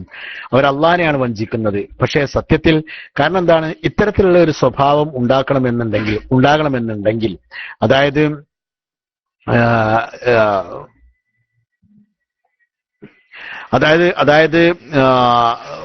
ഈ വിശ്വാസത്തിന്റെ കാര്യത്തിൽ, ഈമാനിന്റെ കാര്യത്തിൽ ഒരു കുറവ് വരണമെന്നുണ്ടെങ്കിൽ, അതായത് ഒരാള് ഉള്ളിൽ വേറൊന്നും പുറത്ത് പറയുന്നത്, പുറത്ത് മുസ്ലിമാണ് ഉള്ളിൽ മുസ്ലിം അല്ല, അങ്ങനെ ഒരു ട്രിക്ക്, അങ്ങനെ ഒരു വിദ്യ അയാൾ ചെയ്യുന്നത് എന്തിനു വേണ്ടിയാണ്? സത്യത്തിൽ അയാള് എന്തോ ഒരു നേട്ടം കണ്ടുകൊണ്ടാണല്ലോ, എന്തോ ഒരു കാര്യലാഭം അതിന്റെ പേരിൽ വിശ്വസിക്കുന്നത് കൊണ്ടാണ് അവർ കാണുന്നത്. അങ്ങനെ അവർ കാണുന്ന ആ നേട്ടം, അപ്പം അവരെന്താ വിചാരിക്കുന്നത്? പുറത്തൊക്കെ ഞാൻ അള്ളാന്റെ ആളാണ്, ഉള്ളിൽ ഞാൻ എന്റെ ആളാണ് അപ്പൊ അള്ളാനെ ആ സത്യത്തിൽ വഞ്ചിക്കുകയാണ് എന്ന ഒരു ബോധ്യത്തോടു കൂടിയാണ് അവൻ നിഫാഖുമായി ഇടപെടുന്നത്. അപ്പം ആ ഒരു കാര്യത്തെ ആസ്പദമാക്കി അള്ളാഹുരാണ് യുഹാദിഊന അല്ലാഹ്, അവർ അള്ളാഹുവിനെ വഞ്ചിക്കാൻ. പക്ഷേ വഹുവ ഖാദിഊഹും, അള്ളാഹ് അവരെ അങ്ങോട്ട് തിരിച്ചു വഞ്ചിക്കും. ആത്യന്തികമായ പരാജയം അവർക്കാണല്ലോ. ഇവിടെ അവരനുഭവിക്കുന്ന നൈമിഷികമായ സൗഭാഗ്യങ്ങൾ മാത്രമാണ്. യുഹാദിഊന അല്ലാഹ വല്ലദീന ആമനൂ വമാ യഖ്ദഊന ഇല്ലാ അൻഫുസഹും. മറ്റൊരായത്തിൽ അള്ളാഹു പറയുകയാണ്, അവർ സത്യത്തിൽ ചതിക്കുന്നത് അവരെ തന്നെയാണ്, വഞ്ചിക്കുന്നത് അവരെ തന്നെയാണ്. ഒമാ യശ്ഉറൂൻ, അവരത് അറിയുന്നില്ല എന്ന് മാത്രം. ഫീ ഖുലൂബിഹിം മറളുൻ, അവരുടെ ഹൃദയങ്ങൾ രോഗാതുരമാണ്. ഫസാദഹുമുല്ലാഹു മറള വലഹും അദാബുൻ അലീമുൻ ബിമാ കാനൂ യക്ദിബൂൻ. അവർ കള്ളത്തരം ചെയ്തത്, അള്ളയിൽ കള്ളത്തരം പറഞ്ഞത്, അതിന്റെ പേരിൽ അള്ളാഹുവിൽ നിന്ന് അവർക്ക് ശക്തമായ ശിക്ഷയുണ്ട് എന്നാണ് പറയുന്നത്. അപ്പം ഇത്രയും വളരെ ഗൗരവമായ ഒരു കാര്യമാണ് നിഫാഖ് എന്ന് പറയുന്നത്. അത് ഷിർക്ക് പോലെയാണ്, അല്ലെങ്കിൽ ചില സന്ദർഭത്തിൽ ചില അർത്ഥങ്ങളിൽ അത് ഷിർക്കിനേക്കാൾ ഗൗരവമേറിയ കാര്യമാണ്. അള്ളാഹുവിനെ മുശ്രിക്കീങ്ങളെ സംബന്ധിച്ചിടത്തോളം അവർ പുറത്ത് മുസ്ലിം അല്ല, അവര് അകത്തും മുസ്ലിം അല്ല. അപ്പൊ അവരുടെ കാര്യം വളരെ ക്ലിയർ ആണ്. മുശ്രിക്കീങ്ങളെ സംബന്ധിച്ച്, മുനാഫിക്കീങ്ങൾ അങ്ങനെയല്ലല്ലോ. പക്ഷെ മുനാഫിക്കീങ്ങൾ അവര് സത്യത്തിൽ അവർ ചതിക്കുകയാണ് ചെയ്യുന്നത്. നമ്മളൊപ്പം നിന്ന്, നമ്മൾ ആൾക്കാരല്ലാതെ നമ്മളൊപ്പം നിന്ന് നമുക്ക് കിട്ടേണ്ട സൗഭാഗ്യങ്ങൾ അല്ലെങ്കിൽ നമുക്ക് കിട്ടുന്ന പ്രത്യേകതകൾ ഇതെല്ലാം അനുഭവിക്കുന്ന ഒരു സാഹചര്യമുള്ള. അതുകൊണ്ട് തന്നെയാണ് അള്ളാഹു സുബ്ഹാനഹു വ തആല ഈ ഗൗരവം പറഞ്ഞത്. ഇപ്പൊ നമുക്ക് സൂറത്തുൽ ബഖറയിലാണ് മുനാഫിക്കീങ്ങളെ സംബന്ധിച്ച് അള്ളാഹു സുബ്ഹാനഹു വ തആല വളരെ വിശദമായി പറഞ്ഞത്. നമുക്ക് എല്ലാവർക്കും അറിയാം. സൂറത്തുൽ ബഖറയുടെ ആദ്യ ഭാഗത്ത് അള്ളാഹു സുബ്ഹാനഹു വ തആല 3 വിഭാഗത്തെയും പരിചയപ്പെടുത്തുന്നുണ്ട്. അതായത് മുഅ്മിനീങ്ങളായ ആൾക്കാർ, കാഫിരീങ്ങളായ ആൾക്കാർ, മുനാഫിക്കീങ്ങളായ ആൾക്കാർ. ഇതിൽ നമുക്ക് അതിന്റെ ഒരു പവർ നമുക്ക് മനസ്സിലാക്കാൻ, ഒരു ഗൗരവം മനസ്സിലാക്കാൻ നമുക്ക് അവിടെ തന്നെ ചെറിയൊരു ചിന്ത ഉണ്ട്. എന്താണെന്ന് വെച്ചാൽ മുഅ്മിനീങ്ങളെ സംബന്ധിച്ച് അള്ളാഹു സുബ്ഹാനഹു വ തആല സൂറത്തുൽ ബഖറയുടെ ആദ്യത്തിൽ 4 ആയത്തുകളാണ് പറഞ്ഞത്, അവരെ വിശേഷിപ്പിച്ചുകൊണ്ട്. കാഫിരീങ്ങളെ പറ്റി 2 ആയത്താണ് പറഞ്ഞത്. എന്നാൽ അപ്പൊ കാഫിരീങ്ങളെ പറ്റി 2 ആയത്ത് മാത്രം പറയുന്നു, മുനാഫിക്കീങ്ങളെ പറ്റി 4 ആയത്ത് മാത്രം പറയുന്നു. എന്നാൽ 13 ആയത്തുകളാണ്, 13 ആയത്തുകളിലാണ് സത്യത്തിൽ മുനാഫിക്കീങ്ങളെ അള്ളാഹു പരിചയപ്പെടുന്നത്. കാരണം എന്താ? ലികസറതിഹിം, അവരുടെ അത് വല്ലാതെ അധികം ഉണ്ടാവും. വഉമൂമിൽ ഇബ്തിലാഇ ബിഹിം, അവരെ കൊണ്ടുള്ള പരീക്ഷണം അല്ലെങ്കിൽ അവരെ കൊണ്ടുള്ള ഷർറ് അത് വളരെ വ്യാപകമാണ്. മാത്രമല്ല വശിദ്ദതി ഫിത്നതിഹിം അലൽ ഇസ്ലാമി വാഹിലി, ഇസ്ലാമിന്റെ മേലിലും ഇസ്ലാമിന്റെ ആൾക്കാർക്കും അവരുടെ ഫിത്ന വളരെ ശക്തമാണ്. നമ്മൾ പറഞ്ഞല്ലോ, മുശ്രിക്കീങ്ങളും കാഫിര്യങ്ങളും നമ്മളെ പ്രത്യക്ഷമായ ശത്രുക്കളാണ്, നമുക്ക് നേരിടാം, ഒരു പദ്ധതി വെച്ച് നമുക്ക് അവരെ നേരിടാം. എന്നാൽ ഇവരങ്ങനെയല്ല, ഇവര് നമ്മളെ ഉള്ളിൽ തന്നെ ഉള്ളവരാണ്. ഇവരെ നമുക്ക് പുറത്ത് തിരിച്ചറിയാൻ, കാരണം പുറത്തവർ നമ്മളെ പോലെയാണ്. അതുകൊണ്ട് തന്നെ അവരെ സംബന്ധിച്ച് അല്ലാഹു സുബ്ഹാനഹു വ തആല വളരെ ശക്തമായ ഭാഷയിലാണ്, രൂപത്തിലാണ് 13 ആയത്തുകളിൽ സൂറത്തുൽ ബഖറയിൽ ആദ്യം പറഞ്ഞത്. മുനാഫിഖ്, നിഫാഖ് രണ്ട് തരത്തിലുണ്ട്. സ്വാഭാവികമായും ഒന്ന് ഗൗരവമുള്ള നിഫാഖാണ്, അത് വിശ്വാസപരമായ നിഫാഖാണ്. വിശ്വാസപരമായ നിഫാഖ് എന്ന് പറഞ്ഞാൽ പലപ്പോഴും ഇസ്ലാമിൽ നിന്ന് തന്നെ ആളെ പുറത്താക്കുന്ന വിധത്തിലുള്ള നിഫാഖാണ്. അത് വളരെ ഗൗരവമായതാണ്. അല്ലാഹു സുബ്ഹാനഹു വ തആല അതിൽ കാത്തു സംരക്ഷിക്കുമാറാവട്ടെ. അവരാണ് സത്യത്തിൽ നേരത്തെ പറഞ്ഞ ദർകുൽ അസ്ഫൽ മിനന്നാർ, നരകത്തിന്റെ ഏറ്റവും അടിയിലെ തട്ടിലൊക്കെ പോകുമെന്ന് പറയുന്ന ആൾക്കാർ അവരാണ്. കാരണം എന്താ, അവര് പുറത്ത് മുസ്ലിമീങ്ങളായി അഭിനയിക്കുന്നതോടൊപ്പം ഉള്ളിൽ അവർ ഇസ്ലാമിന്റെ ഘടകവിരുദ്ധമായ കാര്യങ്ങളുമായി ബന്ധപ്പെടുന്നവരാണ്. ഉദാഹരണമായിട്ട് നബി സല്ലല്ലാഹു അലൈഹി വസല്ലമ തങ്ങളെ കളവാക്കുക, അല്ലെങ്കിൽ നബി സല്ലല്ലാഹു അലൈഹി വസല്ലമ തങ്ങൾ കൊണ്ടുവന്ന എന്തെങ്കിലും കാര്യത്തെ കളവാക്കുക, നബി സല്ലല്ലാഹു അലൈഹി വസല്ലമ തങ്ങളോട് ദേഷ്യം വെക്കുക, നബി സല്ലല്ലാഹു അലൈഹി വസല്ലമ തങ്ങൾ കൊണ്ടുവന്ന എന്തെങ്കിലും കാര്യങ്ങളോട് ദേഷ്യം വെക്കുക, അതുപോലെ തന്നെ അള്ളാഹുവിന്റെ ദീൻ പരാജയപ്പെടുന്നിടത്ത് സന്തോഷിക്കുക, അള്ളാഹിന്റെ ദീൻ പരാജയപ്പെടണമെന്ന് ആഗ്രഹിക്കുക, അതുപോലെ തന്നെ മുസ്ലിമീങ്ങളായ ആൾക്കാർ അല്ലെങ്കിൽ ദീനിന്റെ ആൾക്കാരായ ആൾക്കാർ അവർക്കൊരു വിജയമുണ്ടാകുമ്പോൾ മുഖം കറുത്തു പോവുക. ഇത്തരം സ്വഭാവങ്ങളൊക്കെ എന്ന് പറഞ്ഞാൽ എന്താ, അയാളുടെ പുറത്ത് മുസ്ലിമായ അയാൾ അഭിനയിക്കുന്നുണ്ടെങ്കിലും അകത്ത് അയാൾ വളരെ കൃത്യമായ കാഫിറാണ്, നിഷേധിയാണ്. ആ ആള് ദർകുൽ അസ്ഫൽ മിനന്നാറിന്റെ വിഭാഗത്തിൽപ്പെട്ടതാണ്, നരകത്തിന്റെ ഏറ്റവും അടിയിലെ തട്ടിലേക്ക് പോകുന്ന വിഭാഗത്തിൽപ്പെട്ടതാണ് എന്ന് ഉലമാക്കൾ വിശദീകരിക്കുന്നു. എന്നാൽ ഇതേപോലെയല്ലാതെ പുറത്ത് അയാള് മുസ്ലിമായി ജീവിക്കുന്നു, അകത്ത് അയാൾക്ക് അടിസ്ഥാനപരമായ ഈമാനുണ്ട്. എന്നാൽ ചില കാര്യങ്ങളിലൊക്കെ തന്നെയും അയാൾക്കൊരു ശ്രദ്ധക്കുറവ്, അല്ലെങ്കിൽ അയാൾക്കൊരു വേണ്ട പോലുള്ളൊരു താല്പര്യക്കുറവ് തുടങ്ങിയ കാര്യങ്ങളൊക്കെ ഉണ്ടാകും. ഈ ആളെ സംബന്ധിച്ചിടത്തോളം ഇയാൾ മില്ലത്തിൽ നിന്ന് പുറത്താകുമെന്ന് നമുക്ക് പറയാൻ കഴിയില്ല. പക്ഷേ അയാള് ശ്രദ്ധിക്കേണ്ടതുണ്ട്. അയാൾ ശ്രദ്ധിച്ചില്ലെങ്കിൽ അയാൾ മില്ലത്തിൽ നിന്ന് പുറത്തു പോകാൻ ഇത് കാരണമായി തീരും. ഉദാഹരണമായിട്ട് നബി സ്വല്ലല്ലാഹു അലൈഹി വസല്ലം തങ്ങൾ പറഞ്ഞല്ലോ, അർബഉൻ മൻ കുന്ന ഫീഹി കാന മുനാഫിഖൻ ഖാലിസ. ഒരാള് 4 കാര്യങ്ങൾ, നബി സ്വല്ലല്ലാഹു അലൈഹി വസല്ലം തങ്ങൾ പറഞ്ഞ 4 കാര്യങ്ങൾ. ഒന്നാമത്തേത്, ഇത് തുമിന ഖാന വഇദാ ഹദ്ദസ കദിബ വഇദാ അഹദ ഗദറ വഇദാ ഖാസമ ഫജറ. വിശ്വസിച്ചാൽ ചതിക്കുക, വർത്തമാനം പറയുമ്പോൾ കളവ് പറയുക, കരാർ ചെയ്താൽ ലംഘിക്കുക, അതുപോലെ തന്നെ തർക്കിക്കുമ്പോ ചീത്ത പറയുക, അല്ലെങ്കിൽ അസഭ്യം പറയുക. ഇത്തരം കാര്യങ്ങൾ, ഈ 4 കാര്യങ്ങളും ഒരാളിലുണ്ട് എങ്കിൽ അവൻ കൃത്യമായി മുനാഫിക്കായി എന്ന് നബി സ്വല്ലല്ലാഹു അലൈഹി വസല്ലം തങ്ങൾ പറയാണ്. എന്നാൽ നബി പറഞ്ഞു, വമൻ കാനത ഫീ ഖസ്ലത്തും മിൻഹുന്ന, അതിൽ നിന്ന് ഏതെങ്കിലും ഒരു കാര്യം, അയാൾ കൃത്യമായി വിശ്വസിക്കുന്നുണ്ട്, കൃത്യമായി നിസ്കരിക്കുന്നുണ്ട്, അതേസമയം അയാൾ കളവ് പറയുന്നുണ്ട്, അങ്ങനെ വന്നാൽ അയാള് അതുകൊണ്ട് മാത്രം മില്ലത്തിൽ നിന്ന് പുറത്തു പോകും എന്ന് ഏകകണ്ഠമായി പണ്ഡിതന്മാർ പറയുന്നില്ല എന്നാണ് നമ്മൾ പറഞ്ഞുകൊണ്ടുള്ളത്. അപ്പം അതേപോലെ തന്നെ നല്ല കാര്യങ്ങൾ, സുന്നത്തായ കാര്യങ്ങൾ, അതിന്റെ പ്രാധാന്യം കുറച്ച് കാണുക തുടങ്ങിയ കാര്യങ്ങളെല്ലാം. അപ്പൊ നമ്മൾ പറഞ്ഞത് ഇങ്ങനെ 2 തരത്തിലുള്ള നിഫാഖുണ്ട്. ഒന്ന് വലുതാണ്, അത് ഒന്ന് നിഫാഖുൽ അമലി എന്നായിരുന്നു പറയാം, രണ്ടാമത് നമ്മൾ പറഞ്ഞതിന്. ഒന്നാമത്തേന് നിഫാഖുൽ ഇഅ്തിഖാദി എന്നാണ്, വിശ്വാസപരമായ നിഫാഖ്. വിശ്വാസപരമായ നിഫാഖ് ഒരു വ്യക്തിയെ മില്ലത്തിൽ നിന്ന് പുറത്താവാൻ ഇടയാക്കും. അയാൾ ദർകുൽ അസ്ഫൽ മിനന്നാറിന്റെ അഹ്ലുകാരിൽപ്പെട്ട ആളാണ്. രണ്ടാമത്തേത് അമലിൽ വരുന്ന നിഫാഖാണ്. അയാൾക്ക് തൗബ ചെയ്യാനുള്ള സാധ്യതയുണ്ട്, അയാൾക്ക് തൗബ ചെയ്യാനുള്ള സാഹചര്യമുണ്ട്, കാരണം അയാൾ അടിസ്ഥാനപരമായി വിശ്വാസമുള്ള ആളാണ്. അപ്പം ഇത്തരത്തിലുള്ള ഈ നിഫാഖ്, ഇത് വളരെയേറെ പ്രാധാന്യത്തോടുകൂടെ നമ്മൾ പഠിച്ചിരിക്കേണ്ട ഒരു കാര്യമാണ്. കാരണം നിഫാഖ് എന്ന് പറഞ്ഞാൽ മഹാന്മാരായ സഹാബിവര്യന്മാർ എപ്പോഴും ഏറ്റവും അധികം ഭയപ്പെട്ടിരുന്ന കാര്യം അതായിരുന്നു. അവർക്കൊക്കെ ഞങ്ങൾ ഇനി കാഫിര്യങ്ങളായി പോകുമോ എന്ന ഭയമില്ല, ഞങ്ങൾ ഇനി മുശ്രിക്കീങ്ങളായി പോകുമോ എന്ന് ഭയമില്ല. കാരണം അവർ കണ്ണുകൊണ്ട് കണ്ടും മനസ്സുകൊണ്ട് അനുഭവിച്ചും അവർ ഇസ്ലാമിലേക്ക് വന്ന ആൾക്കാരാണ്. അവരൊരിക്കലും തന്നെ അങ്ങനെ പോകുന്ന പ്രശ്നം വരുന്നില്ല. എന്നാൽ അവരേറ്റവും അധികം ഭയപ്പെടുന്നത് ഷിർക്കിനേക്കാൾ, കുഫറിനേക്കാൾ അവർ ഭയപ്പെട്ടിരുന്നത് നിഫാഖിനെയാണ്. കാരണം നിഫാഖ് എന്ന് പറഞ്ഞാൽ വിശ്വാസമാതങ്ങൾ നേരത്തെ പറഞ്ഞ പോലെ തന്നെ, നമ്മൾ ഒരാളോട് വർത്താനം പറയുമ്പോൾ ബോധപൂർവ്വം ഒരു കളവ് പറയേണ്ട സാഹചര്യം വന്നാൽ നമ്മൾ കളവ് പറഞ്ഞാൽ അതോടുകൂടി നമ്മൾ മുനാഫിക്കായി തീർന്നു. നമ്മൾ ഒരാളോട് ഒരു വാക്ക് കൊടുത്തു, ആ വാക്ക് നമ്മൾ ലംഘിച്ചാൽ മാന്യമായ കാരണങ്ങളില്ലാതെ അത് ലംഘിച്ചാൽ, മനഃപൂർവ്വം ലംഘിക്കേണ്ടി വന്നാൽ നമ്മൾ മുനാഫിക്കായി പോയി.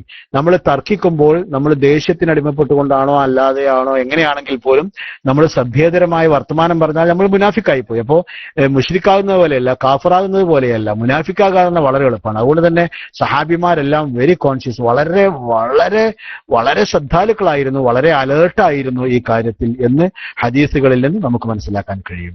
അപ്പം ഇത്തരം ആൾക്കാർ, മുനാഫിക്കീങ്ങൾ, ആ മുനാഫിക്കീങ്ങളായ ആൾക്കാർ ഇസ്ലാമിന്റെ ഏറ്റവും വലിയ ശത്രുക്കളായിരുന്നു. അള്ളാഹു സുബ്ഹാനഹു വ തആല തന്നെ അവരുടെ കാര്യത്തിൽ ഇത്രമാത്രം ഗൗരവം കാണിച്ചതുകൊണ്ട്, അള്ളാഹു സുബ്ഹാനഹു വ തആല തന്നെ ഇത്രമാത്രം ഗൗരവത്തിൽ അവരുടെ കാര്യം സംസാരിച്ചത് കൊണ്ട് നമുക്ക് മനസ്സിലാക്കാൻ കഴിയും എന്തുകൊണ്ടാണ് അള്ളാഹു ഇത്രമാത്രം ഗൗരവപ്പെടുന്നത്. അള്ളാഹു ഇത്രമാത്രം ഗൗരവത്തോടുകൂടെ സമുദായത്തെ ഇത് ഉണർത്തുന്നത് എന്താണ്? അവരെ നിങ്ങൾ സൂക്ഷിക്കണം, അവരെ നിങ്ങൾ കരുതിയിരിക്കണം, അങ്ങനത്തെ ആൾക്കാർ നിങ്ങൾ ആവരുത്. അങ്ങനത്തെ ആൾക്കാരായാൽ നിങ്ങളുടെ അമലുകളെല്ലാം നഷ്ടപ്പെട്ടു പോകുന്നു, മാത്രമല്ല നിങ്ങളുടെ ജീവിതം മൊത്തത്തിൽ പരാജയപ്പെട്ടു പോകും എന്ന് അല്ലാഹു സുബ്ഹാനഹു വ തആല നമ്മളെ ബോധ്യപ്പെടുത്തുകയാണ് ചെയ്യുന്നത്.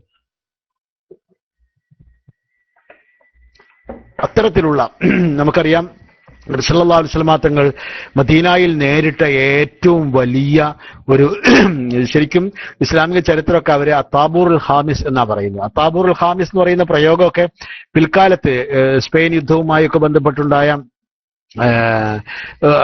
ടേം ആണെങ്കിൽ പോലും അത്താബൂർ ഹാമിസ് എന്ന് പറയാവുന്ന നിലക്ക് ഒരു അഞ്ചാം ശക്തി എന്ന അർത്ഥത്തിൽ മദീനയിൽ ഉണ്ടായിരുന്ന ഒരു വലിയ ശക്തിയായിരുന്നു മുനാഫിക്കീങ്ങൾ. അവർ എണ്ണത്തിലൊക്കെ വളരെ കുറവായിരുന്നു. വലിയ മദീനയിലുണ്ടായിരുന്ന ജൂതന്മാരുടെ അത്രയോ അല്ലെങ്കിൽ മദീനയിലുണ്ടായിരുന്ന മുശ്രിക്കീങ്ങളുടെ അത്രയോ മുഹാജിരീങ്ങളുടെ അത്രയോ അൻസാറുകളുടെ അത്രയോ ഒന്നും ഉണ്ടായിരുന്നില്ല എങ്കിൽ പോലും മുനാഫിക്കീങ്ങൾ എണ്ണത്തിലൊക്കെ കുറവായിരുന്നു എങ്കിൽ പോലും അവരുടെ കാര്യത്തിൽ വളരെയേറെ വളരെയേറെ ഗൗരവത്തോടുകൂടിയുള്ള വളരെ ജാഗ്രതയോടുകൂടിയുള്ള ഒരു സമീപനം ഉണ്ടായിരുന്നത്. മക്കായിലെ ജീവിതത്തിൽ വിശ്വാസമാത്രങ്ങളുടെ മക്കായിലെ ജീവിതത്തിൽ അത്തരത്തിലൊരു സാധ്യതയില്ല. അവിടെ മുനാഫിക്കീങ്ങൾ ഉണ്ടാകുക എന്ന് പറഞ്ഞൊരു സാധ്യതയില്ല. കാരണം മുസ്ലിമീങ്ങൾ മുശ്രിക്കീങ്ങൾ അവർ തമ്മിലുള്ള നേരിട്ടുള്ള മത്സരങ്ങളും അവർ നേരിട്ടുള്ള യുദ്ധങ്ങളും മറ്റുമൊക്കെയാണല്ലോ മക്ക ജീവിതത്തിൽ പ്രധാനമായും ഉള്ളത്. എന്നാൽ മദീനയിൽ വന്നതോടുകൂടി അങ്ങനെയല്ല. മദീനയിൽ വന്നതോടുകൂടി വളരെ വ്യക്തമായി മുശ്രിക്കും മുഅ്മിനുമല്ലാത്ത മറ്റൊരു പ്രധാനപ്പെട്ട മൂന്നാമത്തെ ഒരു വിഭാഗമുണ്ടായി. ആ വിഭാഗത്തെ ഉണ്ടാക്കിയതും അതിന് നേതൃത്വം കൊടുത്തതും അത്തരത്തിലുള്ളൊരു ടെൻഡൻസി സമൂഹത്തിൽ ഉണ്ടാക്കിയതുമെല്ലാം നമുക്ക് എല്ലാവർക്കും അറിയാവുന്ന പോലെ, അതോടൊപ്പം തന്നെ നമ്മുടെ ചരിത്രാധ്യായങ്ങളിൽ പലപ്പോഴും നമ്മൾ പറഞ്ഞിട്ടുള്ളത് പോലെ അബ്ദുല്ലാഹി ഇബ്നു ഉബൈ ഇബ്നു സലൂൽ എന്ന് പറയുന്ന ആളായിരുന്നു. അബ്ദുല്ലാഹി ഇബ്നു ഉബൈ ഇബ്നു സലൂല് ആദ്യമേ കപടനായിരുന്നു, അടിസ്ഥാനപരമായി കപടനാണ്. നബി സല്ലല്ലാഹു അലൈഹി വസല്ലം തങ്ങളോടും മുസ്ലിമീങ്ങളോടും അദ്ദേഹം എന്ത് ചെയ്തു എന്നതല്ല, അതിന്റെ മുമ്പുള്ള കാര്യം തന്നെ നമുക്ക് എല്ലാവർക്കും അറിയാം. അദ്ദേഹം ശരിക്കും ഖസ്റജ് വംശജനാണ്. മദീനയിൽ ഉണ്ടായിരുന്നത് രണ്ട് പ്രധാനപ്പെട്ട വംശങ്ങളാണ്, ഔസ് ഖസ്റജ്. ഇപ്പൊ ഔസും ഖസ്റജും തമ്മിൽ നിരന്തരമായ യുദ്ധങ്ങൾ ഉണ്ടായിരുന്നു. ഈ യുദ്ധങ്ങളൊക്കെ തന്നെയും വളരെ പ്രധാനപ്പെട്ട ഒരു അധികാരത്തിന് വേണ്ടിയോ ഒരു വളരെ പ്രധാനപ്പെട്ട ഒരു ഭൂപ്രദേശം പിടിച്ചെടുക്കാൻ വേണ്ടിയോ അല്ലെങ്കിൽ അങ്ങനത്തെ ഒരു ലക്ഷ്യങ്ങളൊന്നും ഉണ്ടായതായിരുന്നു. നമ്മൾ ഇപ്പോ സത്യത്തിൽ ജാഹിലി കാലഘട്ടത്തിൽ നടന്ന പല യുദ്ധങ്ങളെ സംബന്ധിച്ച് നമ്മൾ പരിശോധിക്കുമ്പോൾ വളരെ വളരെ ഡീപ്പ് റൂട്ടഡായ കാരണങ്ങളൊക്കെ തന്നെയും അതിന് ചിലതിനൊക്കെ ഉണ്ട്. എന്നാൽ ഈ ഔസും ഖസ്റജും തമ്മിൽ ഏറ്റുമുട്ടിയിരുന്നൊക്കെ വളരെ സില്ലി മാറ്റേഴ്സ്, വളരെ ചെറിയ കാര്യങ്ങൾക്ക് വേണ്ടിയായിരുന്നു എന്നാണ് പറയുന്നത്. എന്നാൽ ഈ ചെറിയ ചെറിയ കാര്യങ്ങൾക്ക് വേണ്ടിയുള്ള കശപിശകൾ ഏറ്റുമുട്ടലായി പരിഗണിക്കുന്നു. ഒന്നത്. രണ്ട്, ആ ഏറ്റുമുട്ടലുകൾ എപ്പോഴും അവസാനിക്കുന്ന ഒരു മദ്യം പറച്ചിൽ മാത്രമാണ്, വേറെ ഒരു നിരക്കില്ല. വേറെ ഒരു നിരക്കും അത് അവസാനിക്കുന്നില്ല. അത് നമ്മൾ ആ സൂക്ഷ്മമായ ചരിത്രം വിശാലമായി പറയേണ്ട കാര്യമാണ്, ഞാനത് ഇപ്പൊ പറയുന്നില്ല. ഔസും ഖസ്റജും തമ്മിലുള്ള കശപിശകൾ മുഴുവനും രണ്ട് സ്വഭാവങ്ങൾ കാണിച്ചിട്ടുണ്ട്. ഒന്ന് പറഞ്ഞ് രണ്ടാമത്തേന് വാളെടുക്കുന്ന തരത്തിലുള്ള ഏറ്റുമുട്ടലായിരുന്നു, രക്തരൂഷിത ഏറ്റുമുട്ടലായിരുന്നു. രണ്ടാമത്തേത്, ഏത് വാളെടുത്തുകൊണ്ടുള്ള യുദ്ധമാണെങ്കിലും അത് ഒരാൾ മദ്യം പറഞ്ഞാൽ തീരുമായിരുന്നു. ആ മദ്യം ഏതെങ്കിലും ഒരാൾ പറഞ്ഞാൽ മതിയായിരുന്നില്ല, അത് ഒരാൾ പറഞ്ഞാൽ മാത്രമേ ശരിയാവുള്ളൂ. അത് അബ്ദുല്ലാഹി ഇബ്നു ഉബൈ സലൂലാണ്. അപ്പൊ തന്നെ എല്ലാവർക്കും ആ കള്ളി മനസ്സിലായല്ലോ, അതിന്റെ കളിയും മനസ്സിലായല്ലോ. അബ്ദുല്ലാഹി ഇബ്നു ഉബൈ ഇബ്നു സലൂലിന് മദ്യം പറഞ്ഞൊരു മദ്യം പറയുന്ന ആളാകാൻ വേണ്ടി അല്ലെങ്കിൽ അവിടുത്തെ ഒരു കാര്യക്കാരനായി തീരാൻ വേണ്ടി മാത്രം ഉണ്ടാകുന്നതായിരുന്നു ഈ യുദ്ധങ്ങൾ പലതും. അതന്നെയാണ് കാപഡ്യം എന്ന് പറയുന്നത്. പുറത്ത് നാട്ടിലെ മാന്യനായി ചമയ, അകത്ത് സ്വന്തം നാട്ടുകാരെ കൊണ്ട് ചുടുചോറ് വാരിപ്പിക്കുക. ഇത് കാപഡ്യമല്ലേ? ഇതാണല്ലോ കാപഡ്യം. ഇത് അടിസ്ഥാനപരമായി കാപഡ്യം എന്ന് പറഞ്ഞ സ്വഭാവമാണ്. അപ്പൊ അടിസ്ഥാനപരമായി ആ കാപഡ്യം ഉള്ള ആളായിരുന്നു അബ്ദുല്ലാഹി ഇബ്നു ഉബൈ ഇബ്നു സലൂൽ. അങ്ങനെ അയാൾ ജീവിതകാലം മുഴുവനും ആ കാപട്യത്തോടുകൂടെ ജീവിച്ചു മരിച്ചുപോയി എന്നാണ് ചരിത്രം. മദീനയിൽ വരുമ്പോ വിശ്വാസമാത്രങ്ങളും അനുയായികളും മദീനയിലേക്ക് വരുന്ന ആ സമയത്ത് അബ്ദുല്ലാഹി ബിൻ ഉബൈ ബിൻ സലൂലിനെ ഇങ്ങനെ ഒരുപാട് പ്രാവശ്യം തങ്ങളുടെ പ്രശ്നങ്ങളിൽ മദ്യം പറഞ്ഞ് ഒതുക്കിയ ആൾ എന്നുള്ള നിലക്ക് അയാളെ എന്നാ നമുക്ക് ഇയാളെ രാജാവാക്കുക, എന്നാ പിന്നെ നാട്ടിൽ കുഴപ്പമുണ്ടാവില്ലല്ലോ എന്ന ഒരു ചിന്തയിലേക്ക് കാര്യങ്ങൾ വന്നൊരു സമയത്താണ് വിശ്വാസമാത്രങ്ങൾ മദീനയിലെത്തി. നബി വന്നതോടുകൂടി ആൾക്കാരും അബ്ദുല്ലാഹി ബിൻ ഉബൈ ബിൻ സലൂലിനെ ശ്രദ്ധിക്കാതെയായി. അതോടുകൂടെ തന്നെ അബ്ദുല്ലാക്ക് മനസ്സിലായി തന്റെ കയ്യിലെത്തിയ അധികാരം, ഔസും ഹസ്റജും തനിക്ക് വച്ച് നീട്ടിയിരുന്ന അധികാരം, ആ അധികാരം നഷ്ടപ്പെടാൻ കാരണമായത് മുഹമ്മദിന്റെ പുതിയ പാർട്ടിയാണ്. അതുകൊണ്ട് അതിനെ നശിപ്പിക്കണം, അതിനെ ഉള്ളിൽ കയറി നശിപ്പിക്കണം എന്നൊരു പ്രതികാര ചിന്തയിലേക്ക് അയാൾ വരിക. അതാണ് മുനാഫിക്കീങ്ങളെ സംബന്ധിച്ചിടത്തോളം അവർക്കൊരു പ്രതികാര ചിന്തയുണ്ടാകാം. അങ്ങനെ അന്ന് മുതൽ നബിയും സഹാബിമാരും അല്ലെങ്കിൽ നബിയും മദീനയിലെ മുസ്ലിമീങ്ങളും അവര് പ്രവർത്തനം ആരംഭിച്ച ആദ്യ ദിവസം തന്നെ സത്യത്തിൽ അബ്ദുല്ലാഹി ബിൻ സലൂൽ തുടങ്ങുക എന്നുള്ളതാണ്. അങ്ങനെ തുടങ്ങിയാൽ അദ്ദേഹത്തോടൊപ്പം നമ്മൾ പോയാൽ വളരെ പ്രധാന ഒരുപാട് കാര്യങ്ങളുണ്ട്. അതൊക്കെ വളരെ വിശദമായി പറയാൻ നമുക്ക് സമയമില്ല. ചരിത്രാധ്യായങ്ങൾ ഇൻഷാ അല്ലാഹ് നമുക്ക് അതിൻ്റെതായ സമയങ്ങൾ പറയാം. ഉഹദ് യുദ്ധത്തിന്റെ ഒന്നായിരുന്നു ഈ പ്രതികാര ചിന്ത അല്ലെങ്കിൽ ഈ കാപട്യം മറനീക്കി പുറത്തു വന്ന ഒന്നാമത്തെ ഒരു രംഗം അതായിരുന്നു ഉഹദ് യുദ്ധം. ഹിജ്റ 3-ാം വർഷത്തിലാണ് ഉഹദ് യുദ്ധം നമുക്കറിയാം. അന്ന് യുദ്ധം വരുന്ന സമയത്ത് ബദർ യുദ്ധം എന്ന് പറഞ്ഞ യുദ്ധം അതിന് മുമ്പ് നടന്നു പോയിട്ടുണ്ടല്ലോ, അപ്പൊ ഒരു അനുഭവം ഉണ്ട്. അപ്പം ആ അനുഭവം വെച്ചുകൊണ്ട് ഒരു ചർച്ച ചെയ്യേണ്ടത് ആവശ്യമാണ്.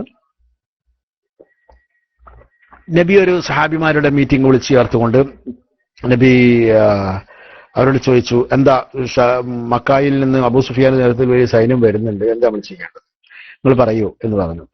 അപ്പം നേരത്തെ അനുഭവമുള്ള കുറെ ആൾക്കാർ പറഞ്ഞു, അവര് വരട്ടെ നബിയെ, നമ്മള് എന്തിനാ വെറുതെ നമ്മൾ പുറത്തുപോയി ഓലെ കാത്തിക്കുന്നത്, ഓലെ നമ്മളെ നാട്ടുകൾ വരട്ടെ, വരുമ്പോ നമുക്ക് മദീനയിലെ ഇടവഴികളിൽ ഇട്ടുകൊണ്ട് അവരെ നമുക്ക് കശാപ്പ് ചെയ്യാം. ഒരു കൂട്ടം ആൾക്കാർ പറഞ്ഞത് നമ്മളെ നാട്ടിൽ ഓലെ കാലുകുത്താൻ അയക്കാൻ പാടില്ല, നമ്മൾ പുറത്തു പോയിട്ട് അവിടെ പോയി യുദ്ധം ചെയ്യാം. ഇങ്ങനെ പറഞ്ഞ ആൾക്കാര് ശത്രുവിന്റെ നേരെ അങ്ങോട്ട് പോയി അവിടുന്ന് യുദ്ധം ചെയ്യണം എന്ന് കാണിച്ച ഈ അമിതമായ തീവ്രത പ്രകടിപ്പിച്ച ആൾക്കാര് ബദർ യുദ്ധം മിസ്സായ ആൾക്കാരായിരുന്നു. അവരെ സംബന്ധിച്ചോ ജിഹാദിന്റെ ആവേശം കൊണ്ടാണ് അവർ പറയുന്നത്. എന്തായിരുന്നാലും അവർക്ക് ആ ഭൂരിപക്ഷം ഉണ്ടായിരുന്നു. അപ്പൊ നബി സ്വല്ലല്ലാഹു അലൈഹി വസല്ലം തങ്ങൾ സത്യത്തിൽ അത് നബിയുടെ മനസ്സിലുണ്ടായിരുന്നത് മദീനയിൽ എത്തിയിട്ട് യുദ്ധം ചെയ്യാൻ തന്നെയായിരുന്നു. പക്ഷെ എല്ലാവരും അങ്ങനെ പറഞ്ഞപ്പോൾ നബി വീട്ടിന്റെ ഉള്ളിലേക്ക് പോവുകയും പടച്ചട്ട അണിയുകയും യുദ്ധത്തിന് തയ്യാറാവുകയും ചെയ്യാൻ. ഈ കൂട്ടത്തിൽ ചർച്ചയിൽ പങ്കെടുത്ത അബ്ദുല്ലാഹി ബിൻ ഉബൈ ബിൻ സലൂല് അഭിപ്രായം പറഞ്ഞിരുന്നത് മദീനയുടെ ഉള്ളിൽ വെച്ച് യുദ്ധം ചെയ്യാനാണ്. പക്ഷെ പാസ്സായത് നബി തീരുമാനിച്ചത് പുറത്തു പോയി യുദ്ധം ചെയ്യാനാണ്. ഉഹദ് മദീനയുടെ പുറത്താണ് അക്കാലത്തുള്ളത്. അപ്പം അങ്ങനെ ഇവരെല്ലാവരും പുറപ്പെട്ടു. 1000-ഓളം പേര് പുറപ്പെട്ടു. അതില് 300 പേര് ഹസ്റജുകളാണ്.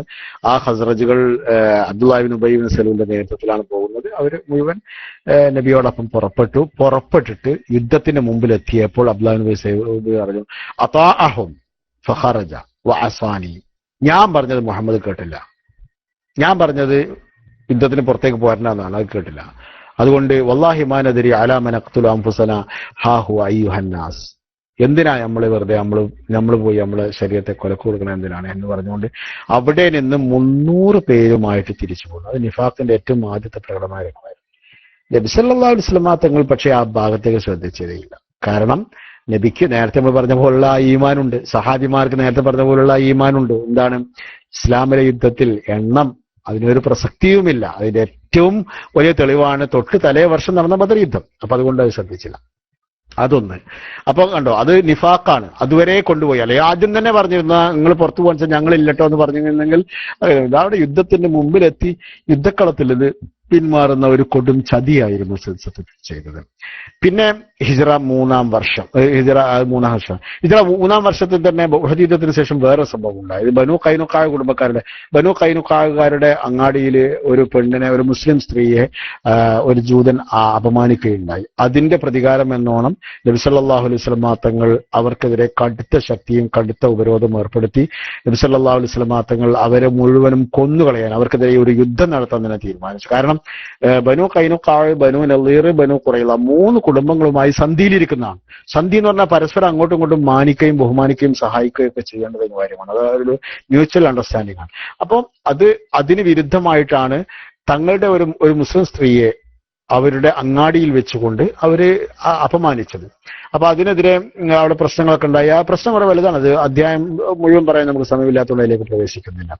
എന്തായിരുന്നാലും അവസാനം നബി സല്ലല്ലാഹു അലൈഹി വസല്ലം തങ്ങൾ ഇവർക്കെതിരെ വളരെ ശക്തമായ തീരുമാനം എടുക്കാൻ തീരുമാനിച്ചപ്പോൾ സത്യത്തിൽ മനസ്സുകൊണ്ട് ഈ ജൂതന്മാരുടെ ബനൂ ഖൈനുഖായിലെ ജൂതന്മാരുടെ ആളാണ് അബ്ദുല്ലാഹിബ്നു ഉബയ്യ് ഇബ്നു സലൂൽ വന്നിട്ട് അഹ്സിൻ ഫീ മവാലിയ, എന്റെ ആൾക്കാരാണ് അവര്, അവരോട് നീ നന്മ ചെയ്യണം മുഹമ്മദേ എന്ന് പറയാം, അവരെ കൊല്ലരുത് എന്ന് പറഞ്ഞു.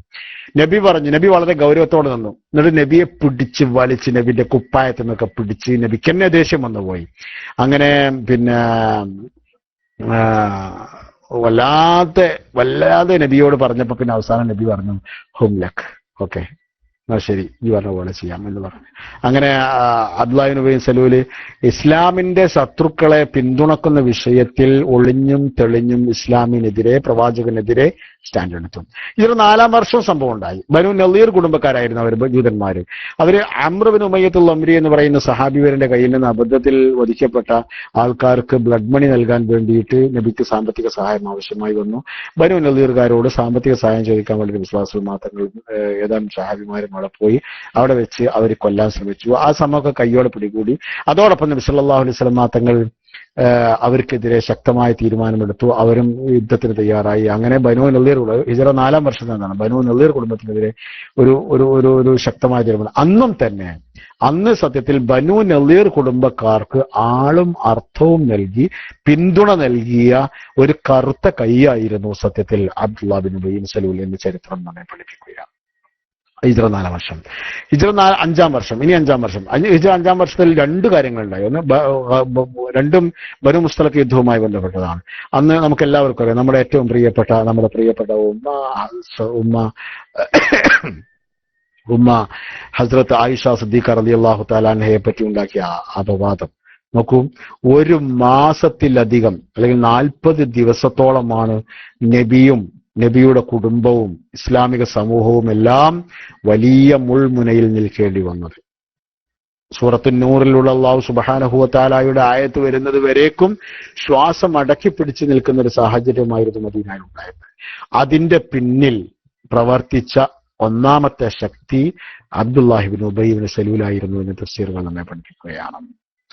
അതോടൊപ്പം തന്നെ ബനൂ മുസ്തലഖ് യുദ്ധത്തിൽ നിന്ന് പോരുമ്പോൾ അത് ഔസും ഖസ്റജും കൂടിയിട്ടാണല്ലോ അവർ അൻസാരികളായി തീർന്ന് നല്ല മുസ്ലിമുകളായി ഏകോദര സഹോദരന്മാരായി ജീവിക്കാൻ തുടങ്ങിയിരിക്കുകയാണ്. ആ സമയത്ത് അവരുടെ സാഹോദര്യത്തിന്റെ ഇടയിൽ കുഴപ്പമുണ്ടാക്കിയിട്ട് പിണക്കുണ്ടാക്കിയിട്ട് തമ്മിൽ ഏറ്റുമുട്ടിക്കാൻ വേണ്ടിയുള്ള ശ്രമം നടത്തി. അവിടെ ഒരാള് സിനാൻ ബിൻ വബർ അൽ ജുഹനി എന്ന് പറയുന്ന ആള്, ജഹ്ജാബ് ബിൻ സഈദ് അൽ ഗുഫാരി എന്ന് പറഞ്ഞ ആള്, ഇവർ രണ്ടുപേരും തമ്മിൽ ഒരു വെള്ളം കുടിക്കുന്നിടത്ത് വെച്ച് ചെറിയൊരു കശപിശുണ്ടായി. ആ കശപിശുണ്ടായപ്പോ ലൈൻ റജഅനാ ഇലൽ മദീനത്തി ലയുഖ്രിജനൽ അഅ്സു മിനൽ അദൽ, നമ്മൾ പ്രതാപികളായ ആൾക്കാർ മദീനയിൽ നിന്ന് ഈ നിന്ദ്യന്മാരായ ആൾക്കാരെ മദീനയിലെത്തിയാൽ ആട്ടിപ്പായിച്ചു വിടും എന്നൊക്കെ പറഞ്ഞുകൊണ്ടുള്ള പ്രശ്നങ്ങളുണ്ടായി. ഈ പ്രശ്നങ്ങൾ ഉണ്ടായത് ഈ ഹിജ്റ 5-ാം വർഷത്തിലെ ബനൂ മുസ്തലഖ് യുദ്ധം കഴിഞ്ഞ് തിരിച്ചു പോകുന്ന സമയത്തായിരുന്നു. നബി സല്ലല്ലാഹു അലൈഹി വസല്ലം തങ്ങൾ പക്ഷേ അതിനൊക്കെ വളരെ ശാസ്ത്രീയമായി കൈകാര്യം ചെയ്തു. അത് ആ അധ്യായം പറയുമ്പോൾ നമുക്ക് ഇൻഷാ അല്ലാഹ് പറയാവുന്ന. അത് കഴിഞ്ഞതിന് ശേഷം പിന്നെയും ചെറുതും വലുതുമായ പലതും ഉണ്ടായി. അതിൽപ്പെട്ട ഏറ്റവും പ്രധാനപ്പെട്ട മസ്ജിദുൽ ലിറാർ, മസ്ജിദ് ഖുബാഇന്റെ മുമ്പിൽ മുനാഫിക്കീങ്ങൾ ഉണ്ടാക്കിയ പള്ളിയായിരുന്നു മസ്ജിദ് ഖുബാ. തബൂക്ക് യുദ്ധം കഴിഞ്ഞ് ഹിജ്റ 9-ാം വർഷം തബൂക്ക് യുദ്ധം കഴിഞ്ഞ് നബി സല്ലല്ലാഹു അലൈഹി വസല്ലം തങ്ങൾ തിരിച്ചു വരുമ്പോൾ അത് ഉദ്ഘാടനം ചെയ്യാം എന്നുവരെയുള്ള ധാരണയിലേക്ക് എത്തിയിരുന്ന കാര്യങ്ങളൊക്കെ തന്നെയും അതിനൊക്കെ പിന്നിൽ പ്രവർത്തിച്ചിരുന്ന ആള് ഒക്കെ എന്താണ്, ഇസ്ലാമിക സമൂഹത്തിൽ വേറിട്ട ചിന്തയുണ്ടാക്കുക, ഇസ്ലാമിക സമൂഹത്തിൽ ഐക്യം നഷ്ടപ്പെടുത്തുക തുടങ്ങിയ ചിന്തകളായിരുന്നു അവരിതിലേക്കൊക്കെ പ്രേരിപ്പിച്ചിരുന്നത്. എന്തായിരുന്നാലും ഇങ്ങനെ നിരന്തരമായി എപ്പോഴും ശല്യം ചെയ്തിരുന്ന ഒരാളായിരുന്നു സത്യത്തിൽ അബ്ദുല്ലാഹി ഇബ്നു ഉബയ്യ് സലൂൽ. നിങ്ങൾ എന്താ കാരണം? ഇങ്ങനെ നിരന്തരമായ ഒരു ശല്യമാവാനുള്ള കാരണം എന്താണ്? അയാളുടെ നിഫാഖാണ്. അതുകൊണ്ട് ആ നിഫാഖ് എന്ന് പറയുന്ന സ്വഭാവം സത്യത്തിൽ ഇസ്ലാമിക സമൂഹത്തിന്റെ ഏറ്റവും വലിയ വെല്ലുവിളിയാണ് എന്ന് വരെ നമ്മൾ പറയാനുള്ള കാരണം അതാണ്. അങ്ങനെ അവസാനം നബി സല്ലല്ലാഹു അലൈഹി വസല്ലം തങ്ങൾ എപ്പോഴും അനിഷ്ടം പ്രകടിപ്പിക്കുന്ന ഒരാളായിരുന്നു. പക്ഷെ അങ്ങനെ വളരെ വളരെ നെഗറ്റീവായി പോകാൻ കഴിയില്ല. കാരണം ഒന്ന്, ഖസ്റജ് വംശത്തിന്റെ ഏറ്റവും വലിയ നേതാവാണ് അബ്ദുല്ലാഹി ഇബ്നു ഉബയ്യ് ഇബ്നു സലൂൽ. രണ്ടാമത്തേത്, അറേബ്യയിൽ മറ്റു പ്രദേശങ്ങളിലൊക്കെ തന്നെയും പേരും പ്രശസ്തിയുള്ള ഒരാളാണ് അബ്ദുല്ലാഹി ഇബ്നു സലൂൽ. രണ്ടാമത്തേത്. മൂന്നാമത്തേത്, ഈ അബ്ദുല്ലാഹ് ഇബ്നു ഉബയ്യ് ഇബ്നു സലൂലിന്റെ മകനുണ്ട് അബ്ദുള്ള. ഈ അബ്ദുള്ളയാണെങ്കിൽ വളരെ നല്ല ചരിതനായ ഒരു സഹാബിയാണ്. അദ്ദേഹം എല്ലാ മഷാഹിദുകളിലും പങ്കെടുത്തിട്ടുണ്ട്. യമാമ യുദ്ധത്തിലൊക്കെയാണ് അദ്ദേഹം ഷഹീദാകുന്നതെന്നാണ് എൻ്റെ ഓർമ്മ. അത്രയും വലിയ വലിയ സമർപ്പിതനായ ഒരു സഹാബിയായിരുന്നു അബ്ദുള്ള. അപ്പം അബ്ദുല്ലാഹ് ഇബ്നു ഉബൈ ഇബ്നു സലൂലിനെതിരെ ഒരു തീരുമാനമെടുത്താൽ സ്വാഭാവികമായും ഇത്രയും പ്രധാനിയായ ഒരു സഹാബിക്കുമാണ്. ഇങ്ങനെ ഒരുപാട് ഘടകങ്ങൾ, ആ ഘടകങ്ങളൊക്കെ വെച്ചുകൊണ്ടാണ് നബി സല്ലല്ലാഹു അലൈഹി വസല്ലം തങ്ങൾ ഒരു ശക്തമായ തീരുമാനത്തിലേക്ക് പോകാതിരിക്കുന്നത്. ഉമർ ഖത്താബ് റളിയല്ലാഹു തആല അൻഹു ഒരിക്കൽ പറഞ്ഞു, നബിയെ അബ്ദുല്ലാഹി ഇബ്നു ഉബൈ ഇബ്നു സലൂലിന്റെ തലയെടുത്ത് കൊണ്ടുവരാം, എന്നെ അനുവദിക്കണം എന്ന് പറഞ്ഞു. വേണ്ട എന്ന് നബി സല്ലല്ലാഹു അലൈഹി വസല്ലം തങ്ങൾ പറഞ്ഞു. എന്തിനധികം ഒരു ദിവസം അബ്ദുള്ള എന്ന മകൻ തന്നെ പറഞ്ഞു, വല്ലദി അക്രമക ലഇൻ ശിഅത ലഅതൈതുക ബിറഅസിഹി, നബിയെ താങ്കൾ ആഗ്രഹിക്കുന്നുണ്ട് എങ്കിൽ ഞാൻ എന്റെ പിതാവിന്റെ തല നിങ്ങളുടെ മുമ്പിൽ കൊണ്ടുവന്നു തരാമെന്ന് പറഞ്ഞു. നബി പറഞ്ഞില്ല, വലാകിൻ ബിറു അബാക വഹ്സിൻ സുഹബതഹു, വാപ്പാക്ക് നല്ല കാര്യങ്ങളൊക്കെ ചെയ്യും എന്ന് പറഞ്ഞു. ഇമാം ബസ്സാർ റിവായത്ത് ചെയ്യുന്ന ഹദീസ്. അപ്പം അത് പിന്നെ അതിന്റെ ന്യായവും പറഞ്ഞു. കാരണം 2-3 ന്യായങ്ങൾ പ്രധാനമായിട്ടുണ്ട്. ഒന്നാമത്, ഒറ്റയടിക്ക് ഇയാളെ കൊന്നു കഴിഞ്ഞാൽ ആ വാർത്ത പരക്കും. പരക്കുന്ന വാർത്ത അബ്ദുല്ലാഹ് ബിൻ ഉബൈ സലൂൽ മുഹമ്മദിനാൽ കൊല്ലപ്പെട്ടു എന്ന് മാത്രമായിരിക്കും. അതിലെ വിശദാംശങ്ങൾ, അതിലേക്ക് നയിച്ച ഘടകങ്ങൾ, ഇതെല്ലാം ഒരുപാട് തൊവീല് അരിയിലാണ്, ഒരുപാട് വീതിയും വണ്ണമൊക്കെ ഉള്ളതാണ്. ഇതൊക്കെ പാടെ വാർത്തയിൽ പരക്കൂല. വാർത്തയിൽ പരക്കാതെ വന്നാൽ അവിടെ ശക്തമായ ആഭ്യന്തര സംഘർഷങ്ങൾ നടക്കുകയാണ് എന്നാണ്. മാത്രമല്ല, മുഹമ്മദ് ഇപ്പൊ തന്റെ അനുയായികളെ തന്നെ കൊല്ലാൻ തുടങ്ങി എന്നുള്ള ഒരു പേര് വരും. അങ്ങനെയൊക്കെ ഒരു ആളാണ്. അങ്ങനെയൊക്കെ ഒരുപാട് കാരണങ്ങൾ ആണ് നബി സല്ലല്ലാഹു അലൈഹി വസല്ലം തങ്ങൾ അബ്ദുല്ലാഹി ഇബ്നു ഉബൈ ഇബ്നു സലൂലിനെ കൊല്ലേണ്ടതില്ല എന്ന തീരുമാനത്തിലെത്തിയത്. മാത്രമല്ല, പലപ്പോഴും നബി സല്ലല്ലാഹു അലൈഹി വസല്ലം തങ്ങൾ അനിഷ്ടം പ്രകടിപ്പിക്കുമായിരുന്നു എന്നാണ്. അതായത് വല്ലാഹി ലഖദ് ആദാനി നത്നു ഹിമാരിക, സഹീഹൈനി റിവായത്ത് ചെയ്ത ഹദീസാണ്. അതുപോലെ തന്നെ നബി സല്ലല്ലാഹു അലൈഹി വസല്ലം തങ്ങൾ പലപ്പോഴും തന്റെ അനിഷ്ടം അബ്ദുല്ലാഹി ഇബ്നു ഉബൈ സലൂലിന് മുമ്പിൽ പ്രകടിപ്പിക്കുകയും ചെയ്യുമായിരുന്നു. അവസാന കാലത്ത് വളരെ വളരെ ശ്രദ്ധേയമായ പല സംഭവങ്ങളും ഉണ്ടായി എന്നാണ്. മുനാഫിക്കീങ്ങളുടെ നേതാവായിരുന്ന അബ്ദുല്ലാഹി ഇബ്നു ഉബൈ ഇബ്നു സലൂലിന്റെ മരണ സന്ദർഭം, അത് തബൂക്ക് യുദ്ധം കഴിഞ്ഞതിന് ശേഷമാണ്. ഏകദേശം 20 ദിവസത്തോളം അയാൾ രോഗിയായി കിടക്കുകയുണ്ടായി. ഈ രോഗം വളരെ ശക്തമായ സമയത്ത്, മരിക്കാൻ കിടക്കുന്ന സമയത്ത് നബി സല്ലല്ലാഹു അലൈഹി വസല്ലം തങ്ങൾ തന്റെ കാരുണ്യം കാണിച്ചു. എന്താ കാരുണ്യം അറിയാമോ? നബി അദ്ദേഹത്തെ രോഗം കാണാൻ പോയി. രോഗം കാണാൻ പോകുന്നതിൽ ഒരുപാട് കാര്യങ്ങളുണ്ടായിരുന്നു. ഒന്നാമത്, നബി ഒരു രാഷ്ട്രത്തിന്റെ തലവൻ കൂടിയാണ്. ഖസ്റജ് വംശത്തിന്റെ നേതാവാണ് അബ്ദുല്ലാഹ് ഇബ്നു ഉബൈ സലൂൽ. അപ്പൊ അതുകൊണ്ട് ആ വംശത്തെ പരിഗണിക്കേണ്ടതുണ്ട്. അതേപോലെ തന്നെ തന്റെ മകൻ അബ്ദുള്ളയെ പരിഗണിക്കേണ്ടതുണ്ട്. അതുകൊണ്ട് നബി സല്ലല്ലാഹു അലൈഹി വസല്ലം തങ്ങൾ അബ്ദുല്ലാഹ് ഇബ്നു ഉബൈ സലൂലിനെ കാണാൻ പോയിരുന്നു എന്നാണ്. അങ്ങനെ പോകുമ്പോഴും അബ്ദുല്ലാഹ് ഇബ്നു ഉബൈ സലൂലിന് വല്ല മാറ്റം ഉണ്ടായോ? അതാണ് ശരിക്കും മുനാഫിക്കീങ്ങൾ ദൗർഭാഗ്യവാന്മാരാണ്. അവർ ഹിദായത്തിൽ നിന്ന് വളരെ അകന്നു പോയ ആൾക്കാരാണ്. അവർക്ക് അള്ളാഹിന്റെ ഹിദായത്ത് വളരെ അകലത്തിലാണെന്നൊക്കെ പറയുന്നത് കൊണ്ടാണ്. ഇപ്പോൾ ഇത്രയും കാലമായിട്ട് അബ്ദുല്ലാഹി ഇബ്നു ഉബൈ ഇബ്നു സലൂലിന് ശരിക്കും വ്യക്തമായി അറിയാം, ഉഹദിൽ താൻ കളിച്ച കളി വിജയിച്ചില്ല, ബനു ഖുറൈളക്കെതിരെ കളിച്ച കളി വിജയിച്ചില്ല. ബനു ഖുറൈളയിൽ നിന്ന് ബാക്കിയുള്ള ആൾക്കാരെ ഖൈബർ യുദ്ധത്തിൽ കൊന്നുകളഞ്ഞല്ലോ. ബനു നളീറിനെതിരെ, അതുപോലെ തന്നെ ബനു മുസ്തലക്കിൽ ആ ഇഫ്ക് ഉണ്ടാക്കിയത്, ഇതൊന്നും വിജയിച്ചില്ല. ഇതൊന്നും വിജയിക്കാത്തത് മുഹമ്മദ് നബി സത്യത്തിൽ പ്രവാചകനായതുകൊണ്ട് തന്നെയാണ് എന്ന് അബ്ദുല്ലാഹി ഇബ്നു ഉബൈ ഇബ്നു സലൂലിന് തിരിച്ചറിയാനുള്ള കാലവും പ്രായമൊക്കെ ഇഷ്ടം പോലെ ആയിരുന്നു. അതിനുള്ള അവസരങ്ങളും സാഹചര്യങ്ങളൊക്കെ കൈവരുകയും ചെയ്തിരുന്നു. പക്ഷേ മരണത്തിന്റെ വക്രത്തിൽ കിടക്കുമ്പോൾ പോലും ആ തിരിച്ചറിവേക്കാൾ വേറെപ്പെട്ടില്ല. നബി സല്ലല്ലാഹു അലൈഹി വസല്ലം തങ്ങൾ കാണാൻ ചെന്നപ്പോ ചോദിച്ചു, ഖദ് നഹൈതുക അൻ ഹുബ്ബി യഹൂദ്. ഇയാളെ ഏറ്റവും വലിയ പ്രശ്നം, ഇയാളെ ഏറ്റവും വലിയ വീക്ക്നെസ് ജൂതന്മാരോടുള്ള ബന്ധമായിരുന്നു. ജൂതന്മാർ മദീനയിലെ ഏറ്റവും വലിയ പണക്കാരായിരുന്നല്ലോ. അതുകൊണ്ട് തന്നെ ആ പണക്കാരിൽ നിന്നുള്ള സൗഭാഗ്യങ്ങൾ കിട്ടാൻ വേണ്ടിയിട്ടായിരിക്കാം ഒരു പക്ഷേ ചെയ്യുന്നത്. എന്തായിരുന്നാലും നബി പറഞ്ഞു, അബ്ദുള്ള, നിന്നോട് ഞാൻ എപ്പോഴും പറയാറുണ്ടായിരുന്നല്ലോ, ജൂതന്മാരുമായിട്ടുള്ള ബന്ധം വേണ്ട എന്ന് ഞാൻ പറയുമായിരുന്നല്ലോ. അത് കേട്ടപ്പോൾ അയാളെന്ത് പറഞ്ഞറിയോ? എന്നാ അങ്ങനെയാണെങ്കിൽ അസ്അദ് ബിൻ സുറാറ എന്താ? അസ്അദ് ബിൻ സുറാറക്ക് ജൂതന്മാരോട് വലിയ ദേഷ്യമായിരുന്നല്ലോ. അസ്അദ് ബിൻ സുറാറ വെറും 4 മാസം മാത്രമല്ലേ ജീവിച്ചത് നിങ്ങളുള്ളത്? അതിന് വിശ്വാസമാത്രങ്ങൾ ഹിജ്റ വന്നതിന് ശേഷം 4 മാസം മാത്രമാണ് അസ്അദ് ബിൻ സുറാറ ജീവിച്ചത്. അപ്പം ജൂതന്മാരോട് ശത്രുത വെച്ചു എന്നുള്ളത് കൊണ്ട് അസ്അദ് ബിൻ സുറാറക്ക് ഇപ്പൊ എന്തേ കിട്ടിയത്? മുനാഫിക്കങ്ങൾ അങ്ങനെ അവർ തൗഫീഖില്ലാത്തവരാണ് നമ്മൾ പറഞ്ഞല്ലോ. അവർ ചോദിക്കുന്ന ചോദ്യങ്ങൾക്കൊക്കെ എത്ര അർത്ഥം ഉണ്ടാവുള്ളൂ. ഒരു പൊട്ടൻ ചോദ്യങ്ങളാണ് അവർ ചിന്തിക്കാനുള്ള കഴിവ് അവർക്ക് അല്ലാഹു സുബ്ഹാനഹു വ തആല കൊടുക്കണം. ഏതായിരുന്നാലും അവസാനം അബ്ദുല്ലാഹ് ഇബ്നു ഉബൈ സലൂൽ പറഞ്ഞു, യാ റസൂലല്ലാഹ്, റസൂലേ ലൈസ ഹാദാ ബിഹൈൻ ഇതാബ്, ഇത് ഒരു അധിക്ഷേപിക്കേണ്ട സമയമല്ല. ഹുവൽ മൗത്ത്, ഇത് മരണമാണ്. ഫൈൻ മിത്തു, ഞാൻ മരിച്ചാൽ ഫഹലർ ഗസ്ലി, എന്നെ കുളിപ്പിക്കാൻ കൊടുത്തിട്ടൊന്ന് വരണം. വായത്തിനി ഖമീസക ഉക്കഫന ഫീഹി, എന്നെ കഫൻ ചെയ്യാൻ വേണ്ടി നിങ്ങളൊരു കുപ്പായം തരും വേണം എന്ന് നബി സല്ലല്ലാഹു അലൈഹി വസല്ലം തങ്ങൾ പറഞ്ഞു. നബി സല്ലല്ലാഹു അലൈഹി വസല്ലം തങ്ങളോട് അബ്ദുല്ലാഹ് ഇബ്നു ഉബൈ ഇബ്നു സലൂൽ പറഞ്ഞു. മഹാനായ നബി സല്ലല്ലാഹു അലൈഹി വസല്ലം തങ്ങൾ തന്റെ കുപ്പായം കൊടുത്തു എന്ന ചരിത്രം പറയുന്നത്. അതിന് ഒരുപാട് കാരണങ്ങളുണ്ട്. ഒന്ന്, നബി സല്ലല്ലാഹു അലൈഹി വസല്ലം തങ്ങൾ ഇത്രയും പ്രധാനിയായ ഒരാളെ പരിഗണിച്ചു എന്ന് വരുന്നത് സമൂഹത്തിൽ നല്ല അഭിപ്രായം ഉണ്ടാക്കും. രണ്ടാമത്തേത്, നബിയുടെ സ്വഭാവമാണ്. ആരെന്ത് ചോദിച്ചാലും, അത് മുനാഫിക്ക് വെച്ചാലും മുശ്രിക്ക് വെച്ചാലും ആരെന്ത് ചോദിച്ചാലും എന്റെ കയ്യിലുള്ള കൊടുക്കും. അത് നബിന്റെ അടിസ്ഥാന സ്വഭാവമാണ്. മൂന്നാമത്തേത്, എന്തായിരുന്നാലും അദ്ദേഹത്തിന്റെ മകൻ അബ്ദുള്ള വളരെ പ്രധാനിയായ സഹാബിയാണ്. ഇത്തരൊരു സാഹചര്യത്തിൽ തന്റെ വാപ്പാക്ക് എന്തെങ്കിലും ഒരു ഹിഫത്ത്, അദാബിൽ നിന്ന് എന്തെങ്കിലും ഒരു ഹിഫത്ത് കിട്ടണമെന്ന ആഗ്രഹം ഒരു മകന് നൈസർഗികമായി സ്വാഭാവികമായും ഉണ്ടാകും. അതുകൊണ്ട് തന്നെ മഹാനായ നബി സല്ലല്ലാഹു അലൈഹി വസല്ലം തങ്ങൾ കൊടുത്തു എന്നാണ്, തന്റെ കുപ്പായം കൊടുത്തു എന്നാണ്. മരിച്ചതിന് ശേഷം വന്നപ്പോൾ അബ്ദുള്ളയുടെ കയ്യിൽ കൊടുത്തു എന്നാണ് നബി സല്ലല്ലാഹു അലൈഹി വസല്ലം തങ്ങൾ കൊടുത്തു. പിന്നെ ഇതിന് വേറൊരു കാരണം കൂടി പറയുന്നുണ്ട്, ഒരു മുക്കാഫാത്തിന്റെ കാര്യം പറയുന്നുണ്ട്. അതായത് ബദർ യുദ്ധത്തിന്റെ അന്ന് ജനങ്ങളെ 70 നേതാക്കന്മാർ തടവിലാക്കപ്പെട്ടു. ആ തടവിലാക്കപ്പെട്ടവരുടെ കൂട്ടത്തിൽ നബിയുടെ പിതൃവ്യൻ പ്രിയപ്പെട്ട അബ്ബാസ് ബിൻ അബ്ദുൽ മുത്തലിബ് റളിയല്ലാഹു അൻഹു ഉണ്ടായിരുന്നു. അദ്ദേഹത്തിന് അന്ന് ആവശ്യത്തിനുള്ള വസ്ത്രം ഉണ്ടായിരുന്നില്ല തടവിലാക്കുമ്പോൾ. അപ്പൊ തന്റെ എളാപ്പയായ, തന്നെ ഏറെ സ്നേഹിച്ചിട്ടോ തന്റെ എളാപ്പയായ അബ്ബാസിനെ ഒരു തടവുകാരനാക്കി മദീനയിലെ ജയിലിലേക്ക് കൊണ്ടുവരുമ്പോൾ മാന്യമായൊരു വസ്ത്രമില്ലാതെ വരിക എന്ന് പറയുമ്പോൾ നബിക്ക് വല്ലാത്തൊരു വിഷമുണ്ടാക്കി. അപ്പൊ നബി ഇങ്ങനെ ചുറ്റുഭാഗം നോക്കി, ആരാളുള്ളത്. അപ്പൊ അവിടെ വസ്ത്രം ആവശ്യത്തിലധികം കയ്യിലുള്ള ആള് അബ്ദുല്ലാഹ് ബിൻ ഉബൈ സലൂലാണ്. മാത്രമല്ല അബ്ബാസ് ബിൻ അബ്ദുൽ മുത്തലിബ് ഇത്തിരി നീണ്ട ആളാണ്. അബ്ദുല്ലാഹ് ബിൻ ഉബൈ സലൂലിന്റെ വസ്ത്രം മാത്രമേ അദ്ദേഹത്തിന് ഫിറ്റ് ആവുള്ളൂ. അത്രയും വലിയൊരു അത്രയും നീണ്ട ഒരാളാണ്. അപ്പം അന്ന് നബി സല്ലല്ലാഹു അലൈഹി വസല്ലം തങ്ങൾ പറഞ്ഞ, അബ്ദുല്ലാഹ് നിന്റെ വസ്ത്രം തരൂ അബ്ബാസിന് കൊടുക്കാൻ.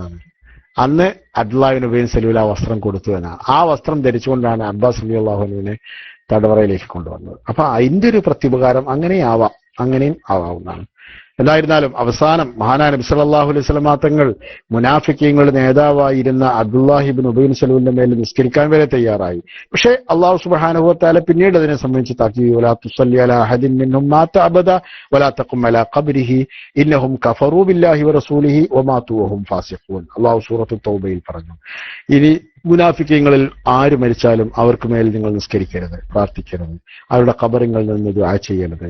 അവരെല്ലാം അള്ളാഹുവിനെ കൊണ്ടും അള്ളാഹുവിന്റെ റസൂലിനെയും നിഷേധിച്ച ആൾക്കാരാണ്. മാത്രമല്ല തെമ്മാടികളായി മരണപ്പെട്ട ആൾക്കാരുമാണ്. അപ്പോൾ നമ്മൾ പറഞ്ഞുകൊണ്ടുവന്നത് എന്താണ്? ഇത് ഒരു ഹയ്യായ, ഒരു സജീവമായ ഒരു ചിത്രമാണ് അബ്ദുല്ലാഹ് ബിൻ ഉബൈ ബിൻ സലൂലിൻ്റെത്. തന്റെ ജീവിതത്തിൽ ഒരുപാട് ശ്രമങ്ങൾ നടത്തി. അതെല്ലാം എല്ലാ അർത്ഥത്തിലും ഹക്കിനും നന്മക്കും സ്നേഹത്തിനും കാരുണ്യത്തിനും എല്ലാം എതിരായിരുന്നു. അങ്ങനെ എതിരായി ജീവിച്ച ആൾക്ക് അത് റെക്ടിഫൈ ചെയ്യാൻ, അത് തിരുത്താൻ കഴിയാതെ മരണപ്പെടേണ്ട സാഹചര്യം വന്നു എന്നാണ്. മാത്രമല്ല അല്ലാഹു സുബ്ഹാനഹു വ തആല അതിനെ സംബന്ധിച്ച്, അത്തരം ആൾക്കാരെ സംബന്ധിച്ച് ശക്തമായി താക്കീത് ചെയ്യുകയും ചെയ്തു. അപ്പം നമ്മൾ പറഞ്ഞു വരുന്നത് നിഫാഖിനെ സംബന്ധിച്ചാണ്. നിഫാഖ് എന്ന് പറഞ്ഞാൽ ഈമാനിന് ബലം കൊടുക്കുകയും ഈമാനിനെ ശക്തിയായി മനസ്സിൽ നിലനിർത്തുകയും ഊട്ടിയുറപ്പിക്കുകയും ചെയ്യുന്ന ഏറ്റവും പ്രധാനപ്പെട്ട ഘടകങ്ങളിൽ ഏതെങ്കിലുമോ അല്ലെങ്കിൽ എല്ലാമോ നഷ്ടപ്പെടുന്ന മാനസികമായ അവസ്ഥയാണ് നിഫാഖ് എന്ന് പറയുന്നത്. പുറത്ത് മാത്രം, അഭിനയത്തിൽ മാത്രം സത്യവിശ്വാസിയായി ജീവിക്കുകയും എന്നാൽ അകത്ത് ഇസ്ലാമിനെതിരെ, മുസ്ലിമീങ്ങൾക്കെതിരെ, അള്ളാഹുവിനെതിരെ, റസൂലിനെതിരെ, സമൂഹത്തിനും സമുദായത്തിനുമെതിരെ ചിന്തിക്കുകയും പ്രവർത്തിക്കുകയും നിലപാട് സ്വീകരിക്കുകയും ഒക്കെ ചെയ്യുന്ന സ്വഭാവമാണ് നിഫാഖ് എന്ന് പറയുന്നത്. അത് അള്ളാഹു വളരെ ശക്തമായി താക്കീത് ചെയ്തിരിക്കുന്ന കാര്യമാണ്. അതിന് രണ്ട് വിഭാഗമുണ്ട്. ഒന്ന് വിശ്വാസപരമായ നിഫാഖാണ്.